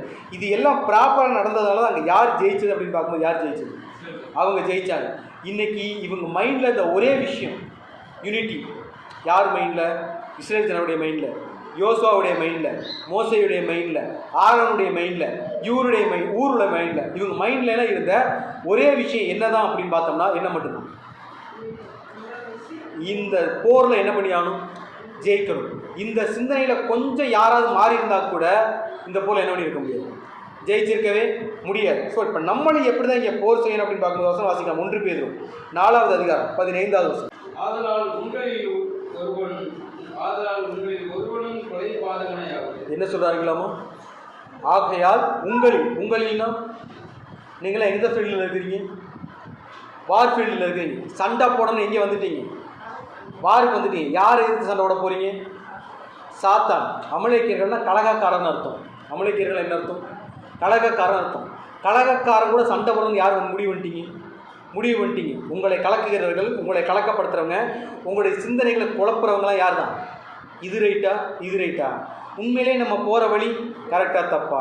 கிறிஸ்து உண்மையிலே ரெண்டாவது மறுபடியும் வருவாரா மாட்டாரா? வந்துட்டாரா இல்லையா? என்னை காப்பாற்றுவாரா மாட்டாரா? நான் சபையா திரள் கூட்டமா? இப்படின்னு யோசிச்சுட்டே இருந்தோம்னா நம்ம எந்த லிஸ்ட்டில் மாட்டிக்குவோம்? எந்த லிஸ்ட்டில் மாட்டிக்குவோம்? அமலேக்கியர் லிஸ்ட்டில் மாட்டிக்குவோம். எங்கே மாட்ட மாட்டோம்? இஸ்ரேல் லிஸ்ட்டில் மாட்ட மாட்டோம். ரைட்டு தானே? ஸோ நம்ம கிளியராக ஒரு விஷயம் தெரிஞ்சுக்கணும். மோசேனா என்ன அர்த்தம் ஞாபகம் இருக்குங்க? மோசேனா என்ன அர்த்தம்? ஜலத்திலிருந்து எடுக்கப்பட்டவன். நம்ம வேலை, நம்மளாம் யார் தான்? ஜலத்திலிருந்து எடுக்கப்பட்டவங்க தான். நம்ம வேலை என்னென்னா இந்த கோலை தூக்கி பிடிச்சிட்டே இருக்கணும். ஏன் கோலை தூக்கி மேல் நோக்கி பிடிச்சிட்டு இருக்கணும்? ரெண்டு புரிதல். ஒன்று, நமக்கு வெற்றியை கொடுக்குறவர் எங்கே தான் இருக்கிறார்? அங்கே தான் இருக்கிறார். ரெண்டு, உங்களால் மட்டும்தான் எங்கள் வெற்றியை கொடுக்க முடியுங்கிற அவர்கிட்ட சரண்டர் ஆகிற மாதிரி. ரெண்டு. மூணாவது, அவர் ஒன்று சொல்லிட்டானா அதை அப்படியே என்ன பண்ணியாகணும்? செய்யணும். நாலாவது, அவர் மட்டும்தான் மேலே பார்த்துட்டு இருந்தாரா? அங்கேருந்து எல்லாருமே எங்கே தான் பார்த்துட்டு இருந்தாங்க? மேலே தான் பார்த்துட்டு இருந்தாங்க. எதுக்கு? பைபிள் வசனம் படிச்சிருக்கோம். நீங்கள் பூமிக்குரியவர்கள் அல்ல. எதை நாடு? மேலான. நீங்கள் பூமியில் தான் யுத்தம் பண்ணிக்கிட்டு இருப்பீங்க. பட் உங்களுடைய என்ன சொல்லணும், நோக்கம் ஃபுல்லாக எங்கே மட்டும்தான் இருக்கணும்? மேலே தான். ஒரு கண்ணு பூமியில் இருந்தாலும் ஒரு கண்ணு எங்கே தான் இருக்கணும்? அந்த ஈடுபடியில் இருந்துகிட்டே இருக்கணும். கிறிஸ்து நமக்காக செஞ்ச தியாகம், கிறிஸ்து நமக்காக செஞ்ச ரத்தம், அந்த ஈடுபடியில் நம்ம கான்சன்ட்ரேஷன் முழுக்க முழுக்க எந்த ஒரு கலக்கமுமே இல்லாமல் கான்ஃபிடெண்ட்டாக இருந்தால் மட்டும்தான் இந்த போல் நம்ம என்ன பண்ண முடியும்? ஜெயிக்க முடியும். நம்ம போராடுவோம், அவருடைய ரத்தம் நம்மளை காப்பாற்றுமோ காப்பாற்றாதோ அப்படின்னு ஒரு ஆன் அண்ட் ஆஃபாகவே இருந்துகிட்டு இருந்தோம்னா இந்த பொருளை யார் தோற்றுருவோம்? யார் தோற்றுருவோம்? ஸோ இவங்கெல்லாம் எங்கே தான் இருக்குன்னு நீங்களாம் வார்ஃபீல்டுக்கு வந்துட்டிங்கனாலே நீங்கள் எப்படி இருங்க? ஆதலால் உங்களில் ஒருவனும் கொலை பாதகனாயாவது. கொலை பாதகன்னா கொலை பாதகன் தன் சகோதரனை பகைக்கிற எவனும் எப்படி தான் இருக்கானுங்களாமா? கொலை பாதகனாய்த்தான் இருக்கிறேன் அப்படின்னா அங்கே யார் இன்னொருத்தர் மேலே பொறாமப்பட்டிருந்தா அந்த பொருளை யார் தோற்றுருப்பா? இவர் மட்டும் தான் குச்சியை பிடிச்சிட்டு இருப்பாரா? நான் முடிப்பேன்னு ஆர்வம் போயிருந்தாலோ, இந்த வயசான மனுஷன் எப்படி பிடிக்க போகிறான் நான் முடிப்பேன்னு ஊர் போயிருந்தாலோ, இவருக்கு அந்தளவுக்கு பக்குவம் யோசுவா நினச்சிருந்தாலோ, இஸ்ரேலுக்கு மோசே மேலே விசுவாசம் இல்லாமல் இருந்திருந்தாலோ இந்த போர் என்னவாக இருக்கும்? எல்லாருக்கும் ஆப்போசிட்டாக முடிஞ்சிருக்கும். ஒருத்தருடைய தவறான முடிவு இங்கே எல்லாருக்கும் என்னவாக இருக்கும்? ஆப்போசிட்டாக முடிஞ்சிருக்கும். ஸோ இன்னைக்கு வரைக்கும் இந்த டோர்னு சொல்கிறோம்ல, கதவு, எந்த கதவு? ராஜ்யத்தின் கதவு திறந்திருக்கிற காரணம் என்னென்னா அந்த ஒரு ஆள் மேபி இந்த 1,44,000 பேரில் ஒருத்தர் மட்டும்தான் ரெடி ஆளுன்னு வச்சுக்கோமே, அந்த ஒரு ஆளுக்காக இன்னும் அந்த டோர் என்னவா இருக்குது? மூடாமே இருக்குன்னா மூடிட்டு அவங்களாம் ராஜாவாகிடுவாங்க. இன்னும் அவங்க ராஜாவாக இருக்கிற காரணம் யார் தான்? நம்ம தான். ஸோ அந்த ஒரு விஷயத்தை இங்கே யார் பண்ணிடக்கூடாது. ஸோ ஃபுல் ஃபெய்த்தோடு ஓட வேண்டிய பொறுப்பு தான் இங்கே யாருக்கு இருக்குது அப்படின்னு பார்த்தா நமக்கு இருக்குது. ஸோ நமக்கு இருக்கக்கூடாது ஒன்றாச்சுன்னா, உங்களில் ஒருவனும் கொலை பாதகனையாவது, திருடனையாவது, பொல்லாங்கு செய்தவனையாவது, அந்நிய காரியங்களில் தலையிடுவனையாவது பண்ணக்கூடாது. அந்நிய காரியம்னா எனக்கு ஒரு வேலை இருக்கும் இங்கே, அந்த வேலையை விட்டுட்டு அந்த வேலை எனக்கு கிடைச்சா என்கிட்ட மட்டும் அந்த பொறுப்பை கொடுத்துருந்தீங்கன்னா நான் ஒரு நாள் இல்லை 2 நாளுக்கு அந்த குச்சியை என்ன பண்ணிட்டு இருந்திருப்பேன். போயுமே அந்த ஆள்கிட்ட போய் கொடுத்துட்டு வந்துருக்கிறீங்க. இந்த வேலையில் யார் செய்ய வரல? யார் செய்ய வரல? ஏன்னா அந்த பொறுப்பை கொடுத்தது யார்? ஒவ்வொருவருக்கு ஒவ்வொரு வரம் இருக்குது. ஸோ அவாவா அவங்கவுங்க வரத்தை என்ன பண்ணிக்கோங்க, உபயோகப்படுத்திக்கோங்க. எனக்கு அது கிடச்சிருந்தா என்ன பண்ணியிருப்பேன்? நான் அப்படி பண்ணியிருப்பேன். எனக்கு இப்படி ஒரு சான்ஸ் கிடச்சா என்ன பண்ணியிருப்பேன்? பைபிளில் சொல்லியிருப்பேன், சமயம் வாய்த்தாலும் வாய்க்காவிட்டாலும் சான்ஸ் கிடைக்குதோ கிடைக்கல, கிடைச்ச சான்ஸை யூஸ் பண்ணி என்ன பண்ணிட்டுருங்க, ஏறி போயிட்டே இருங்க. அதை விட்டுட்டு நான் அப்படி இருந்திருந்தா இப்படி பண்ணியிருப்பேன், இப்படி இருந்திருந்தா அப்படி பண்ணியிருப்பேன்ற காரியம் யார் பேச வரல? யார் பேச வரல? இன்றைக்கி நம்முடைய பல பலவீனங்களுக்கு காரணம் இதுதான். காரணம் சொல்லிகிட்டே இருக்கிறது, சாக்கு சொல்லிட்டே இருக்கிறது. எதுக்கு? எதை சொன்னாலும் என்ன தான் பண்ணுவோம்? இந்த வேலையை செய்யுங்கன்னா அதுக்கு ஒரு ரீசன் சொல்லுவோம், இந்த வேலையை செய்யாதீங்கன்னா அதுக்கும் என்ன பண்ணுவோம்? பொய் சொல்லாமல் இருங்கன்னா அதுக்கு ஒரு ரீசன் சொல்லுவோம், உண்மையை சொல்லுங்கன்னா அதுக்கு ஒரு ரீசன் சொல்லுவோம். எதையுமே செய்கிற மைண்ட் செட்டில் யாருக்கு இருக்க மாட்டோம். ஸோ அந்நிய காரியங்களை தலையிடுறதா இங்கே யாருக்கு ரொம்ப பிரியமான ஒரு விஷயமா இருக்குன்னா, நம்ம வேலை என்றைக்குமே என்ன பண்ண மாட்டோம், பார்க்கவே மாட்டோம். அடுத்தவன் என்ன பண்ணுறான், அவன் என்ன பண்ணுறான், அவன் என்னெல்லாம் தப்பு பண்ணுறான், அவனை எப்படி குற்றப்படுத்தலாம், அவனை எப்படி பலவீனப்படுத்தலாம், அவனை எப்படி சிறுமைப்படுத்தலாம், இப்படிங்கிற கான்செப்டில் ஓடிட்டு இருந்தோம்னா இந்த யுத்தம் யாருக்கு ஃபேவராக இருக்காது? யாருக்கு ஃபேவராக இருக்காது? நமக்கு ஃபேவராக இருக்காது. ஸோ இந்த யுத்தம் நமக்கு சாதகமாக வரணும் அப்படின்னோம்னா அந்நிய காரியங்கள் தலையிடக்கூடிய வேலை யார் பண்ணக்கூடாது? யார் பண்ணக்கூடாது? நம்ம பண்ணவே கூடாது. ஸோ நம்ம செய்ய வேண்டிய விஷயம் அப்படின்னு போகுது 1 பேதுரு 4வது அதிகாரம் 10வது வசனம். அவனவன் பெற்ற வரத்தின்படியே நீங்கள் தேவனுடைய கற்பலை கிருபையுள்ள ஈவுகளை பகிர்ந்து கொடுக்கும் நல்ல உத்தரவாதக்காரர் போல ஒருவருக்கு ஒருவர் உதவி செய்யுங்கள். ஸோ இந்த சண்டையில் ஜெயிக்கணும்னா அவங்கவுங்க வேலையை கரெக்டாக என்ன பண்ணி ஆகணும். உனக்கு என்னப்பா, நீ ஜாலியாக குச்சியை மட்டும் தூக்கி பிடிச்சிட்டு மேலே போய் நின்றுட்டேன், நான் தான் கீழே இருந்து சண்டை போட்டு இவெல்லாம் சீரழிஞ்சது, அடிபட்டது, ரத்த காயப்படுறதுலாம் யார் தான், நான் தான் அப்படின்னு சொன்னாலோ, இல்லை யோசுவா வயசாகி போச்சு அப்படின்னு அவரை ஏளனப்படுத்தியிருந்தாலோ இந்த யுத்தம் யாருக்கு சாதகமாக இருக்காது. ஸோ என்ன சொல்கிறேன்னா, அவனவன் பெற்ற வரத்தின்படியே எல்லாருக்கும் என்ன கொடுத்துட்டேன், ஒரு ஆஃபர் கொடுத்துட்டேன். உங்களுக்கு என்ன கிடைச்சிருக்கோ அவனவன் பெற்ற வரத்தின்படியே நீங்கள் தேவனுடைய பற்பல கிருபையுள்ள ஈவுகளை, எப்படிங்களாமா, பற்பல ஒவ்வொருத்தருக்கும் ஒவ்வொரு கிருபை என்ன பண்ணியிருக்கேன், நான் கொடுத்துருக்கேன். ஸோ ஈவுகளை பகிர்ந்து கொடுக்கும். என்ன கொடுக்கணுமாமா, அதை வாங்கி யாரும் வச்சுக்கூடாது. இவங்க நல்லா இருக்கணும், நான் தூக்கி பிடிச்சி தான் நிற்கணும். மோசையை தூக்கி பிடிச்சிருக்க, நான் அவருக்கு சப்போர்ட் பண்ணணும். அவர் ரொம்ப நேரம் கஷ்டப்படக்கூடாது. இந்த யுத்தத்தை நாங்கள் என்ன பண்ணியாகணும், வயசான மனுஷன் நிற்கிறார், அவரால் ரொம்ப நேரம் என்ன முடியாது, நிற்க முடியாது. நாங்கள் ஃபாஸ்ட்டாக இன்னும் பராக்கிரமம் என்ன பண்ணுறோம், சண்டை போட்டு இந்த யுத்தத்தை என்ன பண்ணுவோம், ஜெயிக்கணும். இப்படின்னு எல்லாருடைய மோட்டிவேஷன் யுத்தத்துலேயும் அதை ஜெயிக்கிறதுலேயும் இருக்கக்கூடிய யாருக்கு என்ன கிடச்சிருக்கு அப்படின்னு யோசிச்சுட்டு இருந்தோம்னா இந்த யுத்தம் நம்ம என்ன பண்ண முடியாது, ஜெயிக்கவே முடியாது. ஸோ ஒருத்தரை பார்த்துக்கிட்டு குற்றப்படுத்தி குறை சொல்லி நம்ம இந்த யுத்தத்தை என்ன பண்ண முடியாது. எனக்கு தேவன் இந்த பொறுப்பை தான் கொடுத்துருக்குறாரு, அதை ஃபஸ்ட்டு முழுசாக நான் ஏற்றுக்கணும், அக்செப்ட் பண்ணணும். இதை அக்செப்ட் பண்ணாமல் என்னால் இந்த ஓட்டத்தை என்ன பண்ண முடியாது. அந்த ஓட்டத்தில் இதுதான் என்னுடைய வரணும்னு தெரிஞ்சதுக்கப்புறமும் நான் இந்த சண்டைக்கு வரமாட்டேன். அந்த ஆள் வந்தால் தான் நானும் வருவேன். அந்த ஆள் வந்துடுவார். யார் வந்துடுவா, மோசை இறங்கி வந்துடுவார். ஆனால் யுத்தம் என்ன தோற்று போய், அவர் வந்தால் தான் நான் வருவேன், அவர் பண்ணினா தான் நான் பண்ணுவேன், அவரும் சண்டை போட்டால் தான் நானும் சண்டை போடுவேன்னு நினச்சிட்டு இருந்தோம்னா இந்த யுத்தம் யாருக்கு சாதகமாக முடியாது. கன்வென்ஷனுக்கு போனால் போயிருங்க, அவங்கெல்லாம் வரல, நான் மட்டும் வந்து என்ன செய்ய போகிறேன். இப்படிங்கிற காரணம், ஒரு சப்ஜெக்ட் பேச வாய்ப்பு கிடைச்சா பேசிடுங்க. எதுக்குமே காரணம் சொல்லிகிட்டே என்ன பண்ணிக்கூடாது, இருக்கக்கூடாது. அதுக்கு யார் வரல, நம்ம வரல. தேவனுக்கு நம்மளால் என்ன செய்ய முடியுமோ அதை என்ன பண்ணிடணும், செய்யணும். இப்போ எல்லாருக்கும் ஒவ்வொரு வாரம் கொடுத்துருக்காருல, உறுதியாக இருக்கிற மாதிரி இல்லைங்களா. ஆனால் அதில் எந்த வாரத்தையும் இப்போ யார் என்ன பண்ணுறதில்ல. ரொம்ப பேருக்கு என்ன வரம் இருக்குன்னு தெரியலை. அதாவது கையில் கேளையத்தை கொடுத்துருப்பாரு, இதை எப்படி யூஸ் பண்ணுறதுன்னு, இதை என்ன பண்ணுறது, கண்ணாடி மாதிரி இருக்கிறத மூஞ்சி பார்க்கறதா இல்லை ஆப்போசிட்டுக்கு எதிராக பிடிக்கிறதான்றது யாருக்குமே என்ன இல்லை. ஆனால் அவர் கண்டிப்பாக எல்லாருக்கையும் என்ன கொடுத்துருக்காரு, ஒரு கேடயமோ ஒரு ஈட்டியோ ஒரு வாளோ என்னமோ ஒன்று என்ன இருக்காரு கொடுத்துருக்கிறாரு. நமக்கு கையில் இருக்கிறது என்னென்ன என்னது ரொம்ப பேருக்கு என்ன பண்ணுறது தெரியதில்லை. அதனாலேயே கூட தேவனுடைய வேலையை பார்க்குறதுல ஒரு மந்த புத்தியாக தான் இங்கே யார் ஓடிட்டுருக்குறோம், நம்ம ஓடிட்டுருக்குறோம். ஆனால் பிரச்சனை என்னென்னா, நீங்கள் எங்கே இருக்கிறீங்க, ஒரு வார் ஃபீல்டில் இருக்கிறீங்க. இங்கே உட்காந்து நீங்கள் யோசிக்கிறதுலாம் இங்கே என்ன கிடையாது, நேரம் கிடையாது. நீங்கள் யோசிச்சா யார் தூக்கிட்டு போயிடுவா, கழுத்தோடு எடுத்துக்கிட்டு போயிடுவாங்க. ஸோ அதுக்கப்புறம் என்ன நினச்சாலும் திருப்பி நம்ம தலை யாருக்கு வந்து சேராது. ஸோ இங்கே வந்து நம்ம களத்தில் இறங்கிட்டா எப்படியாவது ஜெயிக்கணும். எங்கே வந்துட்டோம்னா, வார் ஃபீல்டுக்கு வந்துட்டோம்னா நம்முடைய மோட்டிவ் என்னவா தரணும், எப்படியாவது ஜெயிக்கணுமே ஒழிய எப்படி ஜெயிக்கலாம்னு உட்காந்து இது பண்ணலாம் பண்ணிட்டு கூடாது. அதெல்லாம் எப்போ பண்ணணும், யூகம் வகுக்கிறதுலாம் எப்போ, வார் வர்றதுக்கு முன்னாடியே யூகம் வகுத்து அதுக்கப்புறம் போய் சண்டை போடுறது வேறு. வாரில் வந்து உட்காந்துட்டு கழுத்தில் கத்தியை வச்சுட்டு இருக்கும்போது இவனை எப்படி அட்டாக் பண்ணலாமா வேண்டாமா, அந்த மனுஷன் அங்கே நிற்கிறாரு, இந்த மனுஷன் இங்கே நிற்கிறானேலாம் யோசிக்கக்கூடாது. என் கையில் ஒன்று கொடுத்துருக்காரு, இதை வச்சு நான் என்ன பண்ணுவேன், என்னை நான் தற்காத்துக்கணும் அப்படிங்கிற ஒரு மோட்டிவ் தான் யாருக்கு இருக்குன்னா நமக்கு இருக்கணும். ஸோ இது இருக்கணும் அப்படின்னாலே அவனவன் பெற்ற வரத்தின்படியே நீங்கள் தேவனுடைய பற்பல கிருபையின்படியே ஈவுகளை பகிர்ந்து கொடுக்கும் நல்ல உக்கிரான காரனை போல ஒருவருக்கொருவர் என்ன பண்ணுங்க, உதவி செய்யுங்க. அதுக்கு முந்தின வசனம் என்ன சொல்கிறாங்கன்னா, அந்த உதவி எப்படி செய்யணும்னா முறுமுறுப்பு இல்லாமல் ஒருவர் என்ன பண்ணணும், உபசரியுங்கள். அது எப்படி செய்யணுங்களாமா, ஒருத்தட்ட 10 ரூபா இருக்கும், அவர் தேவனுக்கு ஒரு மாதிரி செய்வார். ஒருத்தட்ட 1 ரூபா இருக்கும், அவர் தேவனுக்கு நான் 10 ரூபா கொடுத்தேன், அவன் எவ்வளோ தான் கொடுத்தான், 1 ரூபா தான் கொடுத்தான் அப்படிங்கிறத யார் கன்சிடர் பண்ண வேண்டாம், நம்ம வரல. இப்போ என்கிட்ட 1 ரூபா இருக்கும், நான் கடை வாங்கி 10 ரூபா கொடுத்துருந்துருப்பேன். ஒருத்தட்ட 10 ரூபா இருக்கும், அவர் 1 ரூபா தான் கொடுத்துருக்காரு. அப்பவும் நீங்கள் என்ன பண்ண வேண்டாம், அப்பவும் நீங்கள் யாரையும் ஜஸ்டிஃபைலாம் என்ன பண்ண வேண்டாம். நீங்கள் என்ன செய்யணும்னு நினைக்கிறீங்களோ, யாருக்கு பிரியமா, தேவனுக்கு பிரியமா, எப்படி செய்யுங்க, முறுமுறுப்பு இல்லாமல் முழு மனசோட செய்கிறது வேறு. முழு மனசோட செஞ்சிடலாம். 10 ரூபா நான் கொடுக்குறேன்னா முழு மனசோட என்ன பண்ணுவேன், கொடுப்பேன். ஆனால் முறுமுறுப்பு இல்லாமல் கொடுப்பேனான்னு கேட்டோம்னா அவன்கிட்ட அவ்வளோ இருக்குது, ஆனால் அவன் என்ன பண்ணலை, கொடுக்கலை.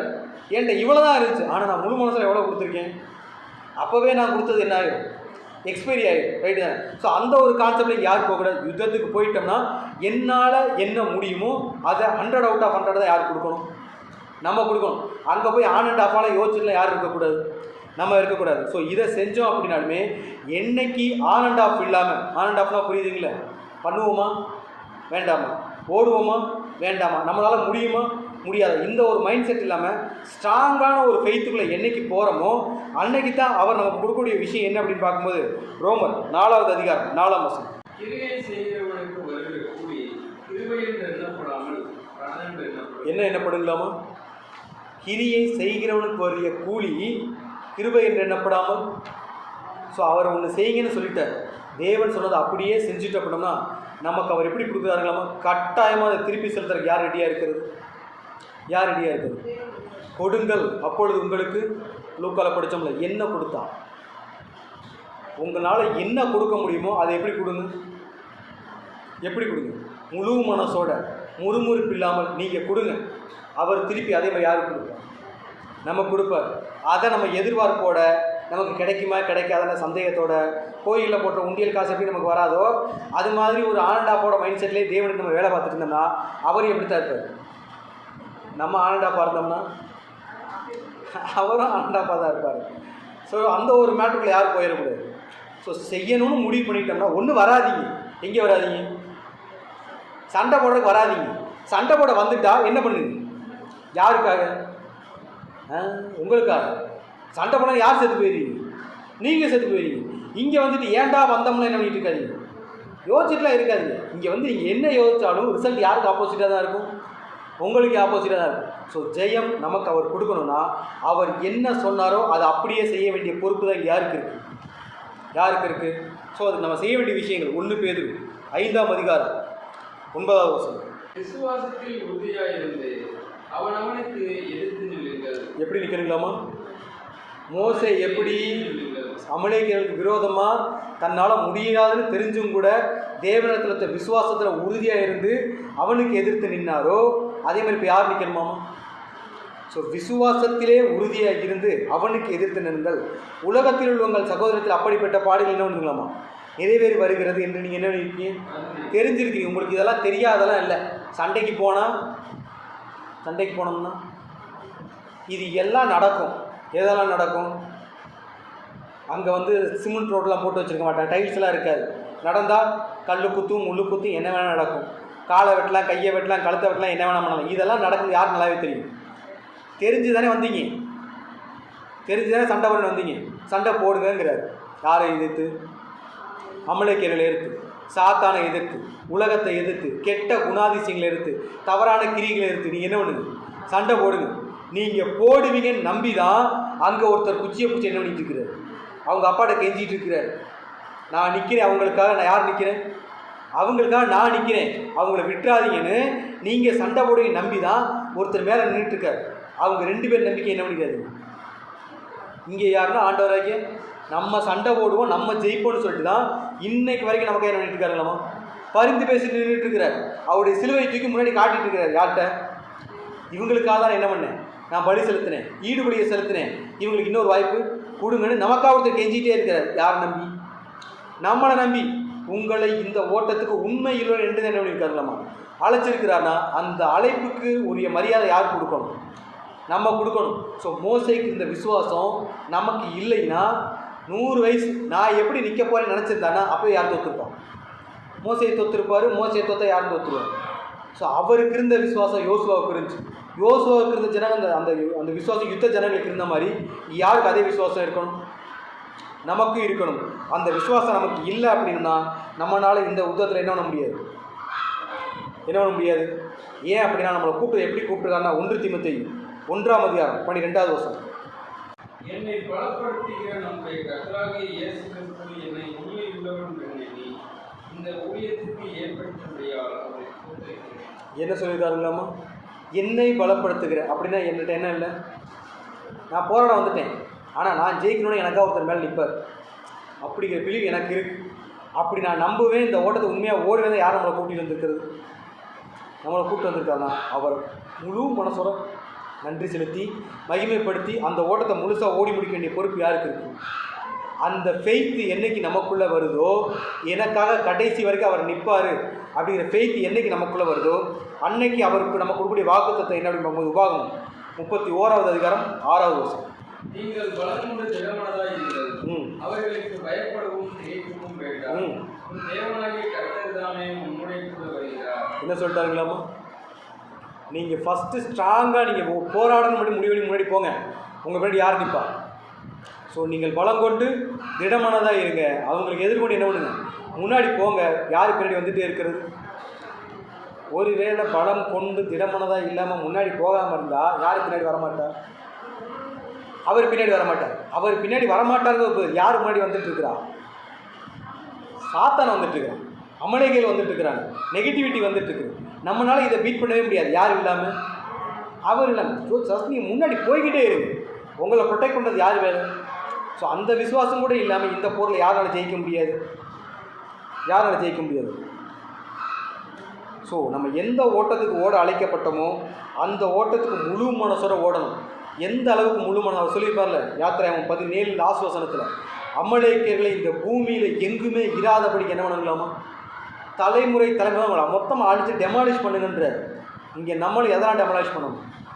அமலேக்கியர்கள் மாதிரி பரம கானானுக்கு போகிறதுக்கு, இல்லை தேவனிடத்தில் சென்று சேரத்தக்கதற்கு இங்கே எதெல்லாம் நமக்கு தடை கற்களாக இருக்கோ இது எல்லாத்தையும் பிரேக் பண்ண வேண்டிய பொறுப்பு இங்கே யாருக்கு இருக்குது? யாருக்கு இருக்குது?